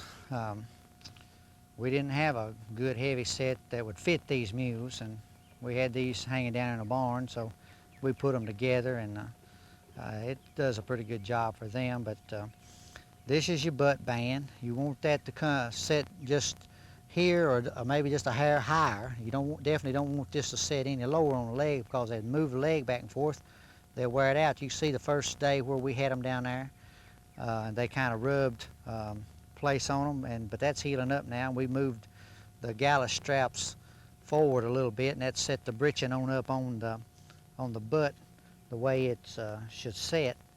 Now you want this ring. Usually this is a D-ring, but this is a round ring. That's what they call it, a D-ring in the butt band. And it needs to fit either here or a little bit forward of here. It doesn't need to be back any further, and it doesn't need to be way up here in its belly, and doesn't need to be up here in its flank. Right there is about where it needs to fit. If it's all the way up here, it'll be jobbing up in its flank. That'll wear a rubber place. This will rubber place on it back here, and this just fits its rear end right.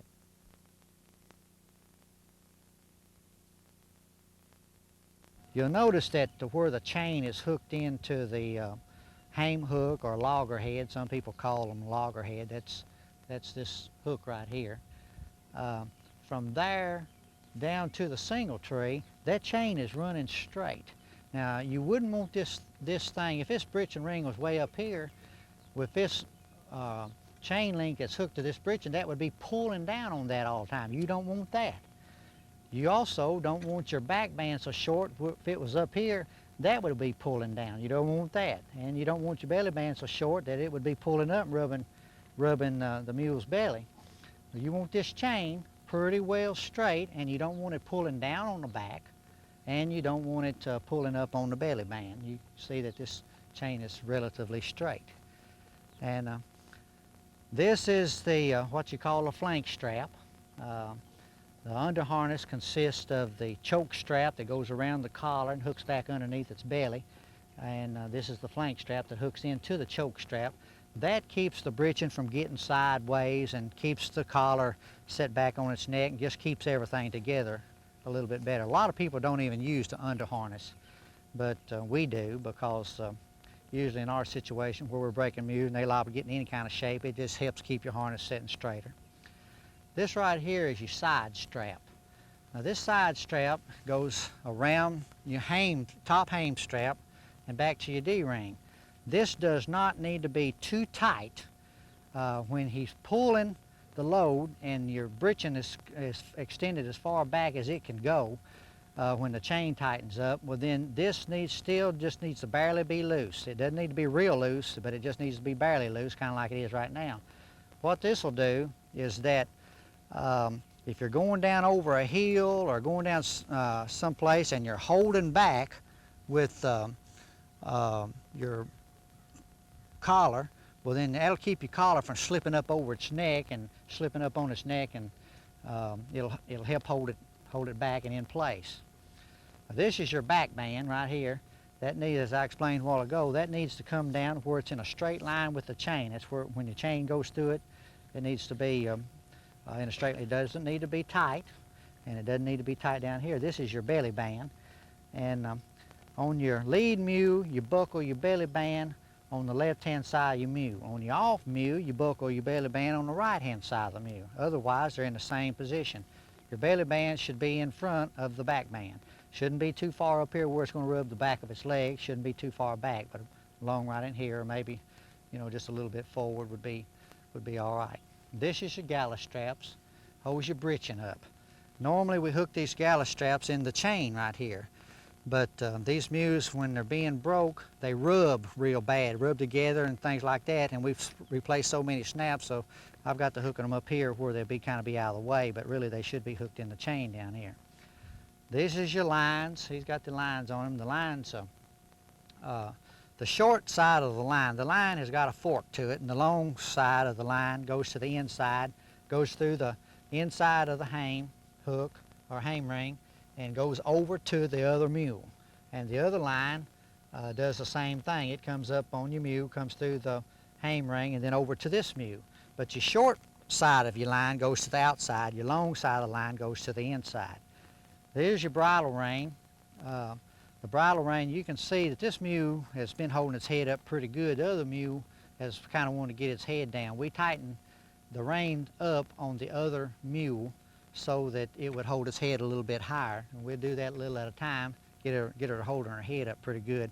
Her mouth will get a little sore, but they'll soon learn to hold their head up and their mouth will heal up, and you can leave the wire on the bit and they'll heal up their own themselves, and they'll stay healed up, so it won't be any problem there. These are your hames. They should be adjusted to fit the collar, to fit the curve of the collar. You wouldn't want the things so high that your lower hame strap came around and all the way up to here, and you wouldn't want it to come down. You want it to fit the contour of the collar, in which we've got these fitting pretty good. That's the reason we moved. These things are adjustable. You can put it in the top ring or the middle ring or the bottom ring, but we've got it in the bottom ring so it would fit a smaller collar. Now this is an 18 collar, I believe. If we went to a 20, we would have to go up to this ring probably and put it there. These are your overchecks.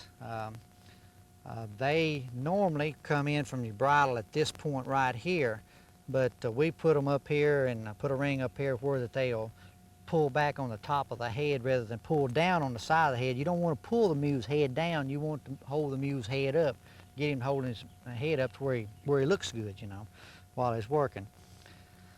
Let's see, this is the chin strap on the bridle. The chin strap should be loose, and we got this ring here. When we lead the mules, we hook it into this ring on the chin strap. That lets them know you got a hold of the bit rather than just the halter. Now when we tie them to a tree up there, that's the reason we leave the halters on the mule while we're breaking them.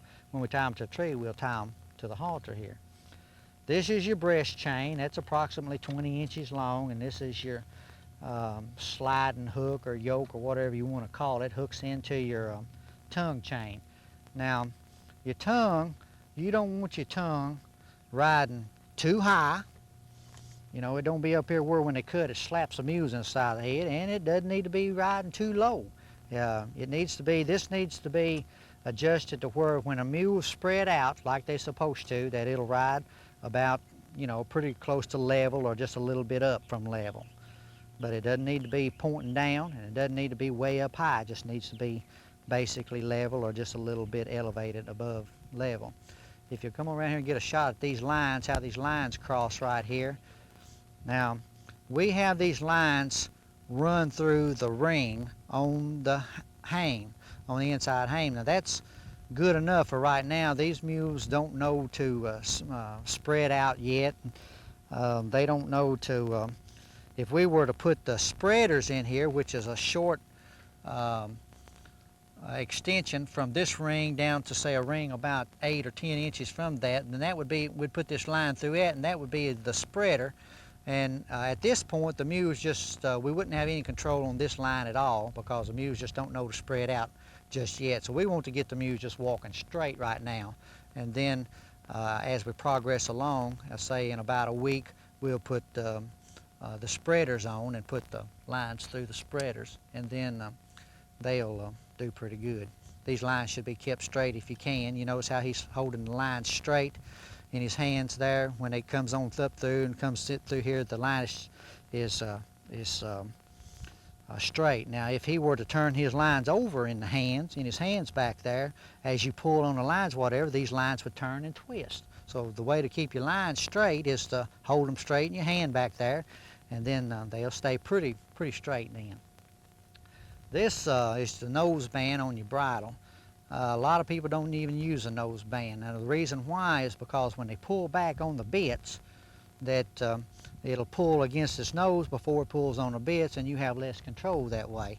So a lot of people just take the nose band plumb off, and then that way they can control the bit without interfering with the nose band hitting the nose. The adjustment on your under harness should not be too tight as to where, to where that's going to hold the collar too tight next to the front of the mule. That will get the mule shoulder sore. That should be just a little bit looser probably than it is right now. Matter of fact, I'm going to let this out to another hole.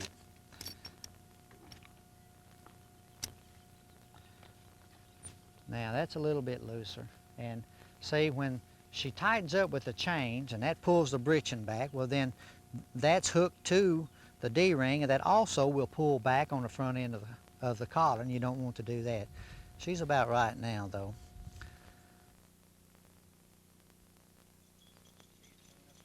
All right, now this is the typical of the type trails that we have through the woods. You can see that it's worn smooth from just pulling logs and old tire and whatever else we need to get.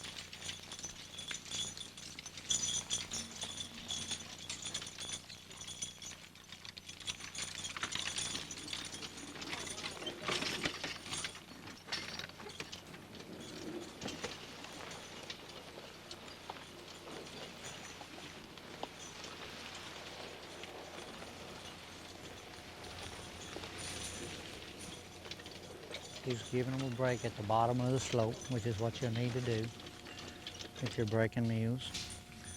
Just let them blow a little, then fire them up again. He'll probably stop them, get pretty close to the top, let them blow again.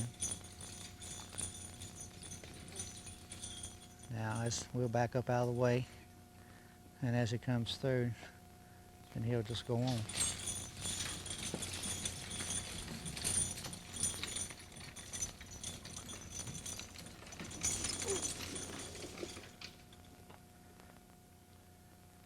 I want you to pay attention to these mules, how they stand still.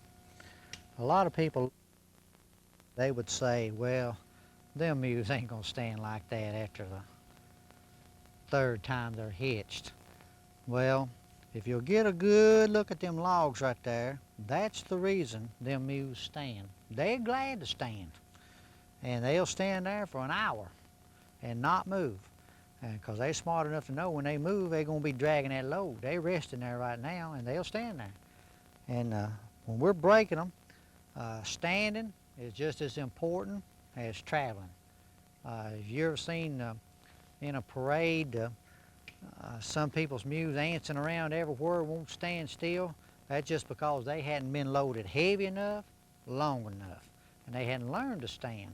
But we'll tie these mules up here after a while and let them stand while we go eat dinner, and they won't move. And also when we stop, Jack, he'll lay the lines down. We'll go over here and talk, sit on the back of the logs, rest, and talk for an hour. And they'll mules just sit right there, stand right there. So the reason is just not because the type mules they are or that sort of thing. The reason they do is those logs right there. That's the reason they stand. They're glad to stand. The first day, that mule's leg got really sore right there from that chain rubbing around there. It didn't know how to walk any other way. It was the first day it had been hooked and that chain rubbed the back of its leg. Well, that was going to be a problem. If that mule hadn't straightened up on the second day, that would have been a real sore place right there. Now, we'd doctor that, but we'd go on. That's important that that mule had that sore place to where it would learn to straighten up in the harness. Some of them get real sore and then cut their legs and everything, and it seems cruel, but that's just part of learning. I mean, that's part of the hurt is part of the cure. It's kind of like a guy being operated on. You're not going to get in there and fix the problem until you cut a place on the outside to get in there.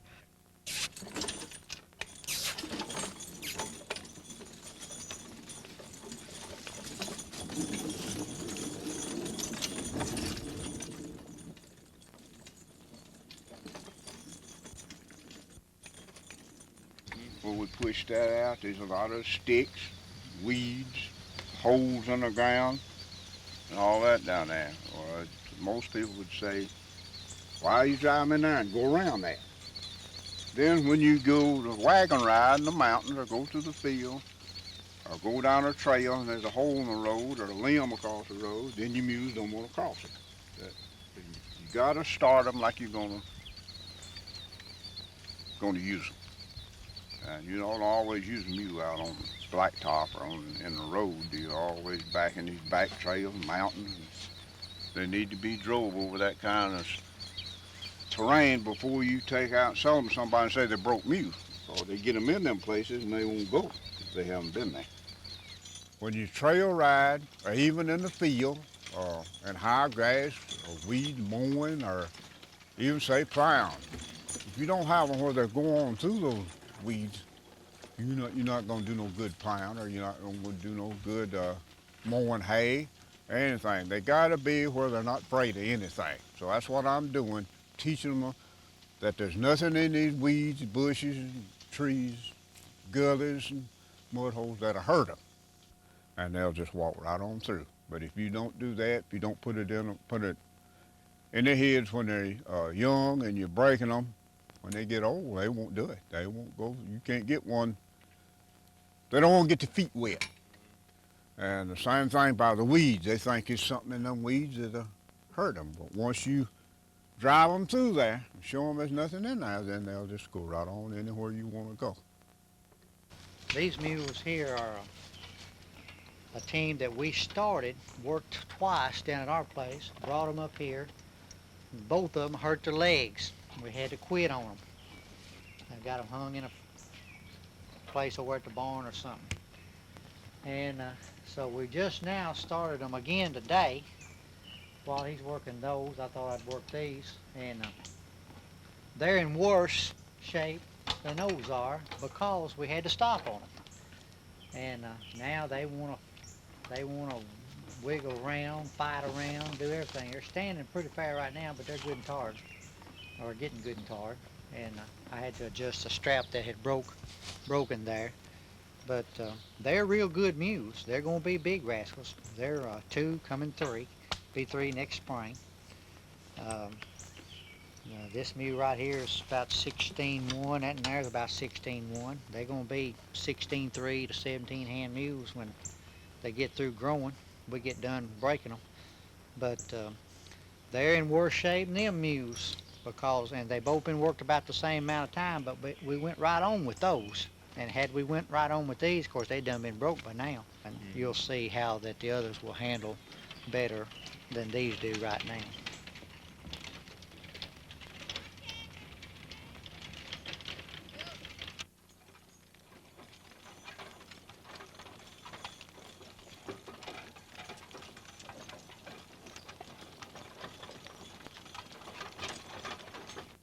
When you're driving your mules, don't just let the lines flop down here like that where you don't have any control on where they're loose. And don't be riding your lines, riding their mouths all the time, pulling them too tight. You just got to hold them where you've got control with them. You don't want to hold them real tight. You don't want to hold them real loose.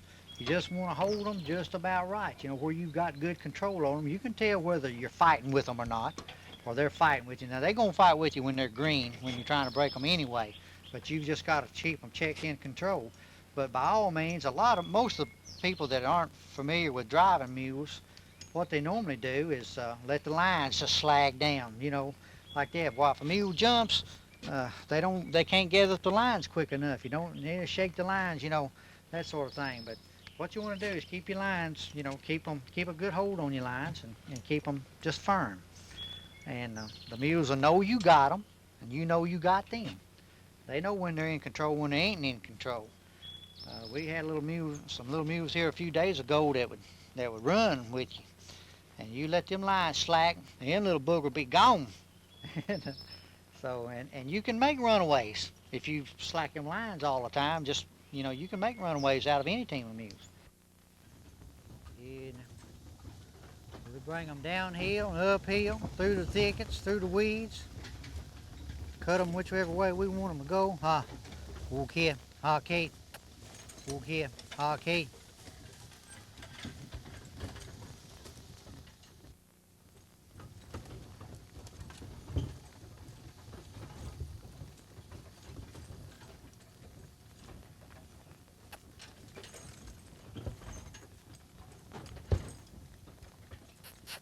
Yeah.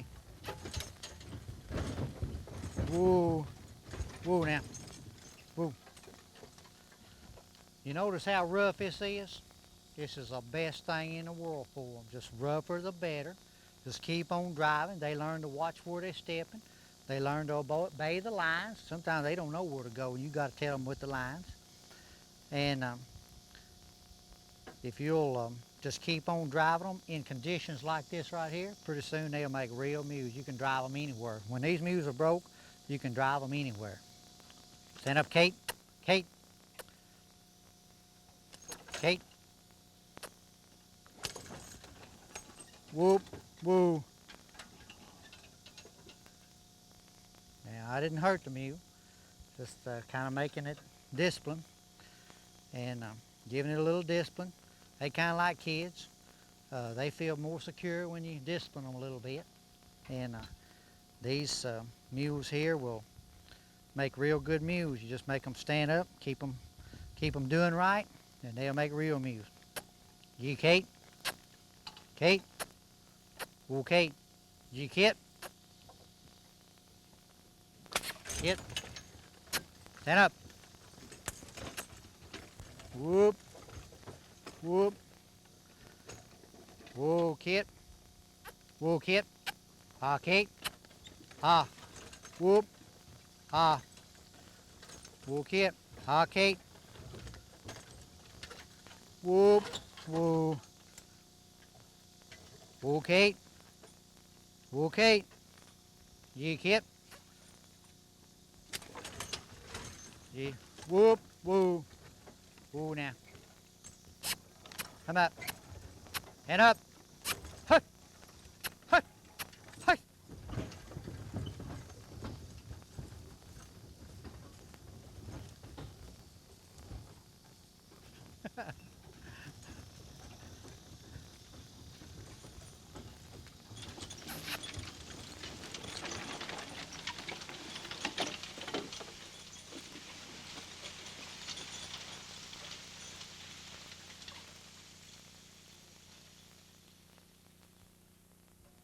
If you want a good broke mule, easy to handle, take commands, don't pet them. They're just like a dog. If you pet a dog, a kid plays with a dog, you'll ruin the dog. It won't be no good. A mule's the same way. Every time you pet one, pet him in the face, pull his ears, rub him around. When you go to work him, you'll have to hit him 3 licks for every time you petted him. Or more than that sometimes. For instance, look at that mule right there now. See where she got her head? That's the results of petting.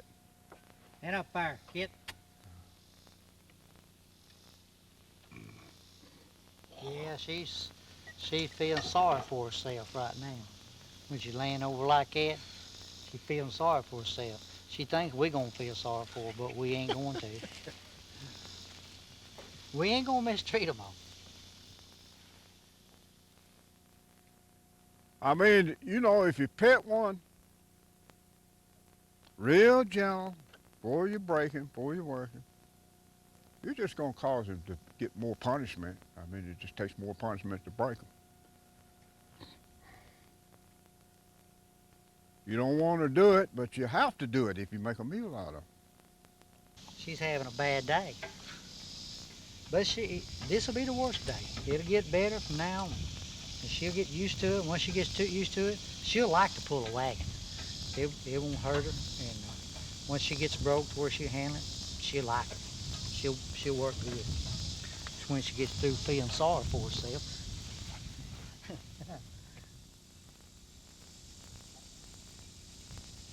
I don't want to leave the impression that we're hard on our animals. We're not hard on them. We just do what's necessary to get them broke. We don't like to be hard on them at all. We'd rather not hit them.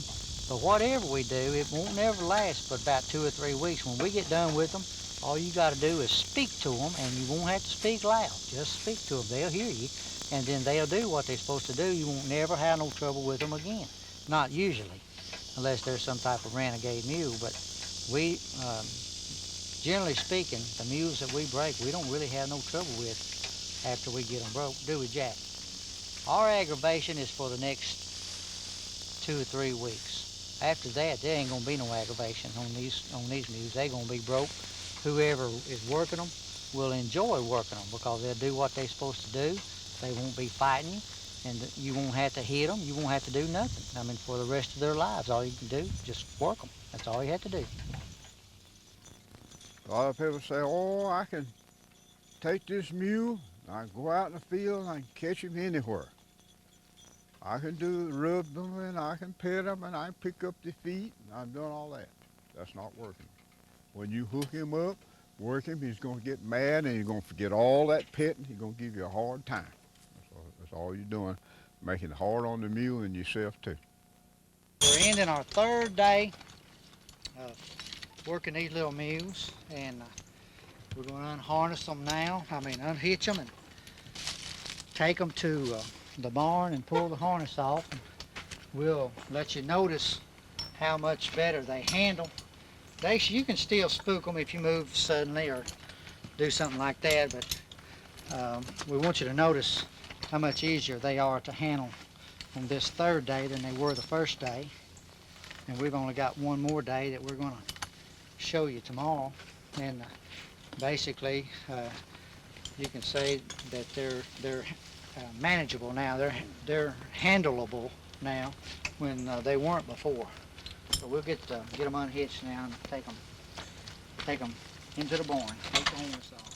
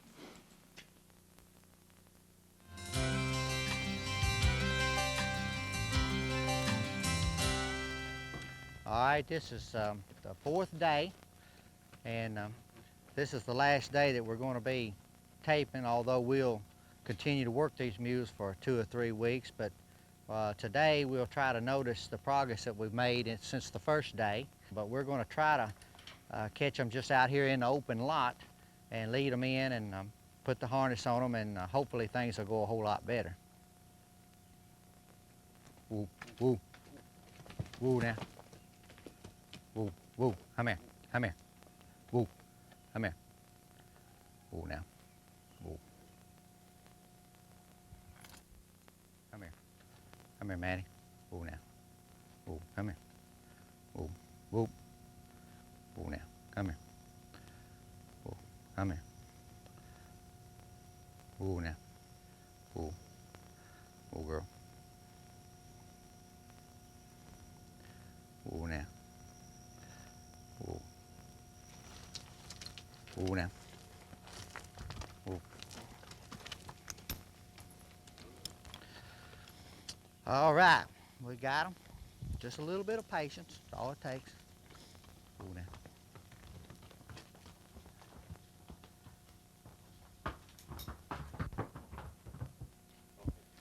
We'll brush them off here where the collar goes. Feel up here, see it ain't no sore places. There ain't none. Up here sometimes they get a sore place. Ain't none up there either. Everything in good shape. We'll just go ahead and put the harness on.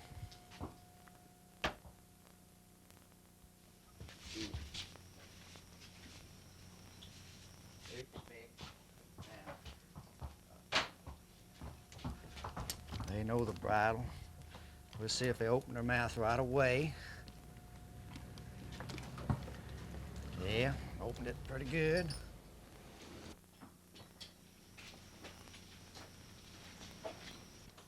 Oh, Maddie.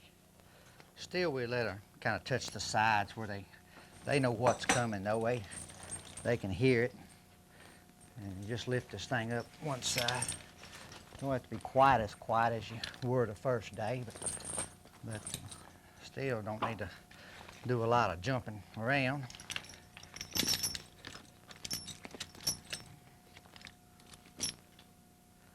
Oh, now you can put your hand up on them, kind of, you know, walk around them.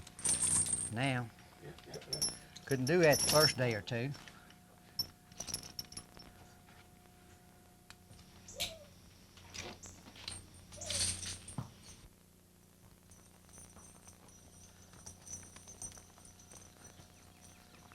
still kind of humped up, but they're doing a whole lot better. Do a little better every day.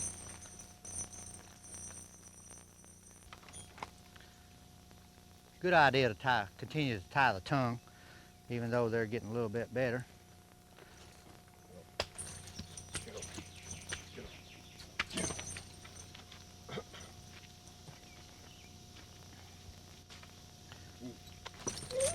Oh, now.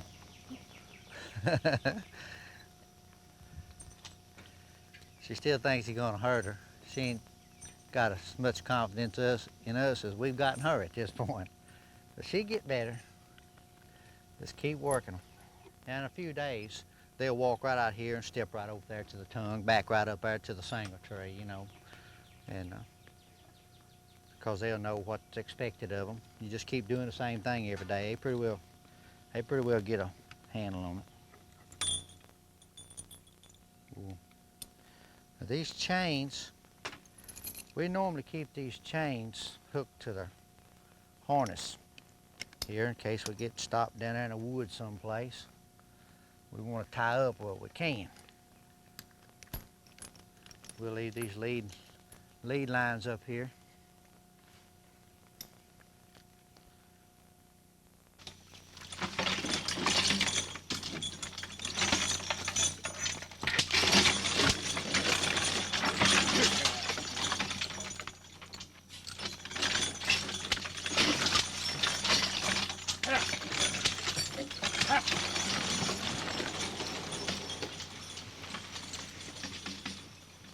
They're a little bit sore here and first hook them up in the morning and they kind of don't want to go. Mouth a little sore, shoulder a little sore, leg a little sore, and they'll get limbered up here just in a very few minutes. They'll be going on all right. We really didn't have to drop that other log, but we did just to make it a little easier on them. We was going to pull it up there out of the way anyway, but this will be all right. We had kind of a little rough start this morning, but they just learned how to take out easy after working them several days. They'll learn to not hit them shoulders so hard and jerking the chains, but it's necessary to make them go on when you get ready to start up. If you let them balk on you to start with, they'll get to where they want to balk on you all the time, so you kind of got to make them go on. From this point on, it's going to get plumb boring. We'll be doing this exact same thing every single day until they get to where we can lead them up here. They know exactly how to get into the tongue and stand still while we hitch them up. And they start out right. They pull together and ease out with the load, and they handle good with the lines. When we get ready to stop, they'll stop and stand. And they can pull these loads. They get so good at pulling the loads, they get together so good that they can pull them up these hills. And when they get to doing all that real good in about the next 2 or 3 weeks, well then what we'll do is we'll quit at that point. And so it'll be real boring. It's just repetitious, you know, but we enjoy that boring part. We resting while we're driving them, you know, through the woods, and we enjoy driving them around through the woods here. So it's not going to be anything exciting about it, but it is going to be necessary, everything that we do. I guess you got to have a little bit of imagination as you go along to what you want them to do. You got to, I mean, it's like I said yesterday or the day before, there's so many people don't know the difference between one that's driving mules, that's really don't know the difference when one is working, when it's goofing off, and not working. I mean, that you got to know to really break one. You got to know more than the mule to break it. They know how to run out up through there. To start with, that's automatically they know that. But knowing when to stop, when to turn right, when to turn left, all that you got to teach them. And it's not hard to do. It just takes time. Time's the factor. That's it. Every day, if you hook these mules every day, like we said a dozen times, when 30 days and work them pretty hard, anybody could drive them. Anybody could sit up and hold these lines to drive these mules. But if you take them and work them these 3 days this week, turn them loose 3 days, work them 3 more days and turn them loose 3 days, then you got a problem of, say, where you would break them in 30 days, it'll take you 60 days. You can do that in the fall. In the winter, it's hard to do because the weather's bad. There'd be days that you want to be out in it. More you work them, the more they know. You take advantage of them to start, and more you work them, they'll learn to take advantage of you if you don't keep it up. Ooh. It's important that when you speak to these mules and call their names or give them any type of command that you speak with them, speak to them with a voice of that commands authority. I believe that's one of Jack's main assets.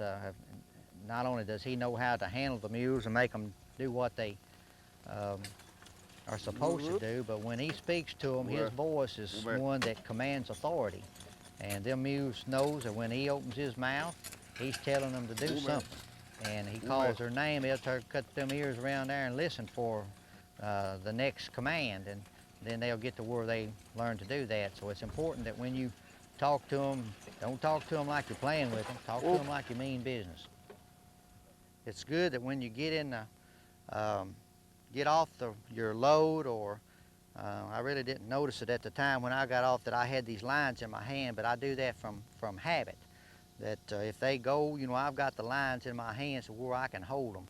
And when I'm coming around here to do something to them or just something like that, I'll hold these lines in my hand, you know, where I've got them. Or if I need to do something to my load back here, you know, adjust the chains or something, I've got the lines in my hand to where that if something was to come by out here on the road and blow the horn or something like that, and they spook, you still got the lines in your hand where that you can control the mules, and that's important. I can't emphasize safety enough, and be careful with the mules, because you can get hurt. They don't know what you're doing. The only thing they know is what you teach them. You teach them to be renegades, they be renegades. But while you're breaking them, they start out to be renegades or start out to be kind of wild, but if you'll handle them in the right way and don't let them get away from you, well, then they'll settle down, make you some good mules. They've had enough break. We'll go on a little further.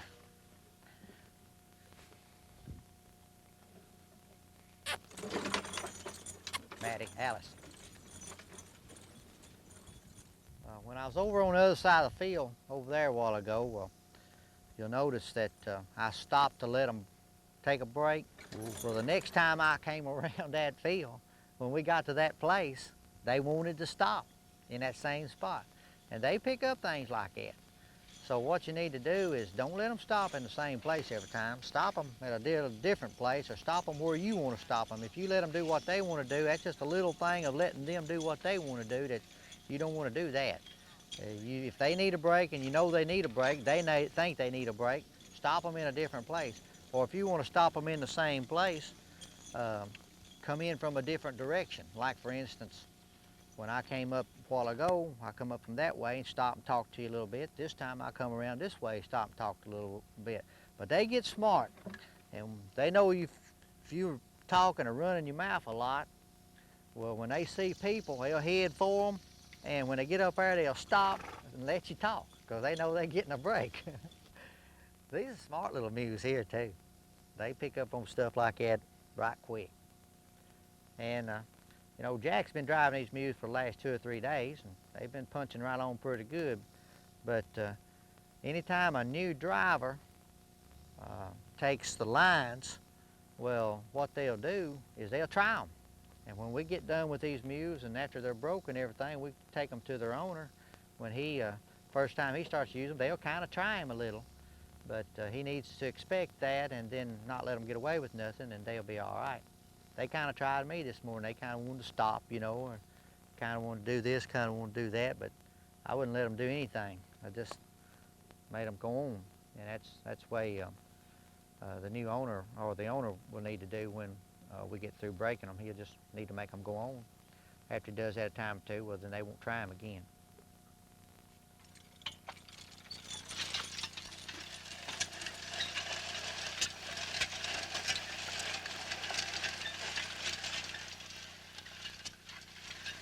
That gets them used to the noise and lets them know that something different's behind them.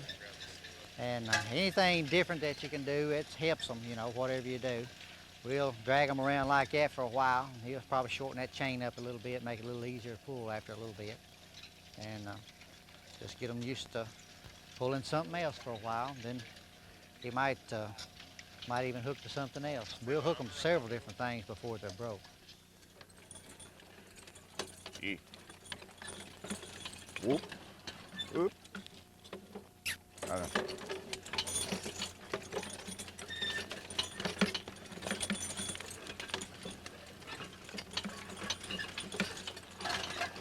Ume. Ume.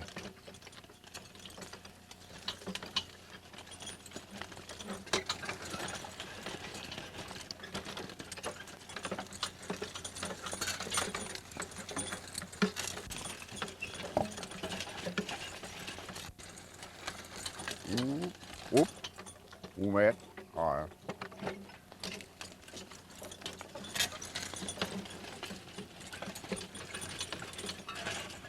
Whoop. Well, you. Whoop.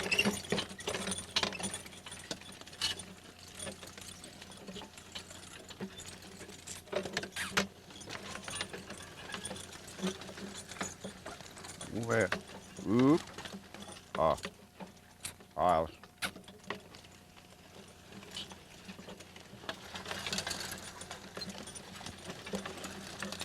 Whoop. Whoop. I'll.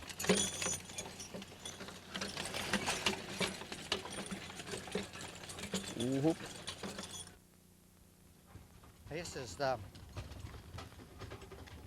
first day that I've had these mules out here on this road with this steel wheel wagon. Not only does it create a sound, it creates a vibration. And if anything's going to disturb them, it'll do it. But I'm dragging this tire back here behind them, so I've got them under control. They ain't going to do much. They get enough of this, pretty soon we're going to do that tire. Yeah, these are our mules. These are young mules, big mules, mare mules. That's what we like to own. What we like to buy and sell, break. This is the fourth time I've hooked these mules right here. They still need to get together. The lead mules wanting to pull most of the load. The off mules just walking in the traces, but I kind of keep her punched up. They'll make real good mules though.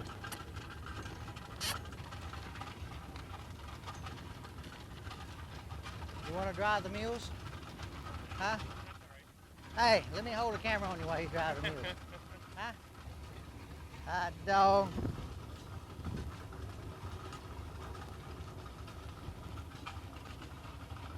You're a mule man.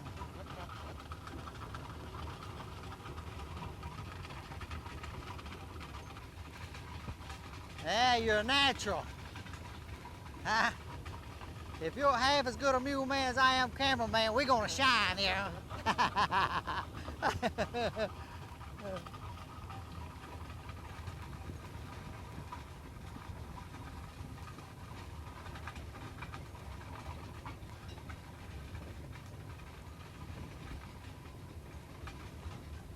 You could get to where you like this, couldn't you?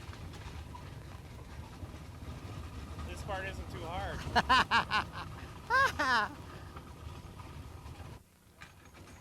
I'm up. Hit. Hey. You'll be the mule man from Wisconsin. Well,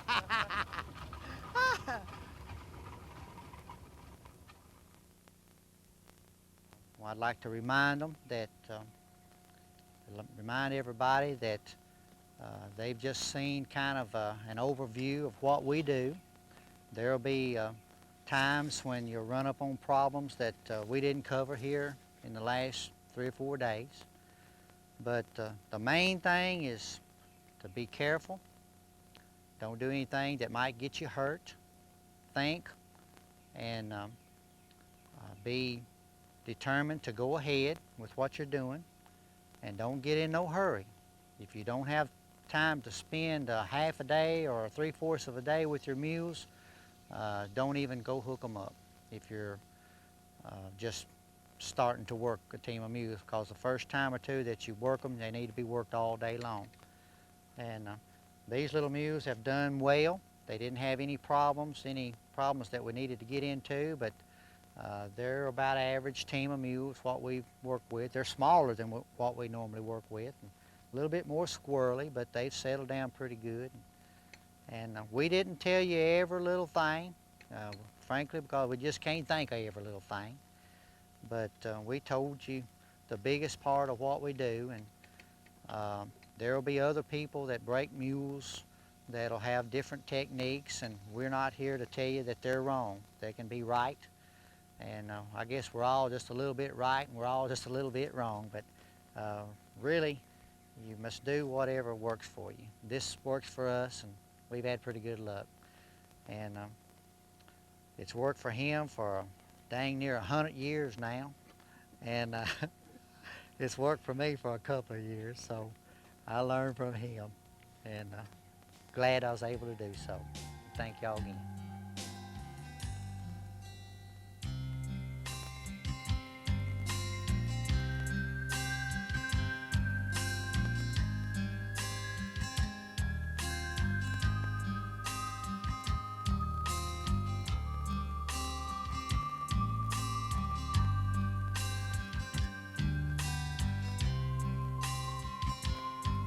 So when it's important when you start breaking a mule to have them where they cannot get away, where you can be the boss. If you don't, they will be. And oh, yeah.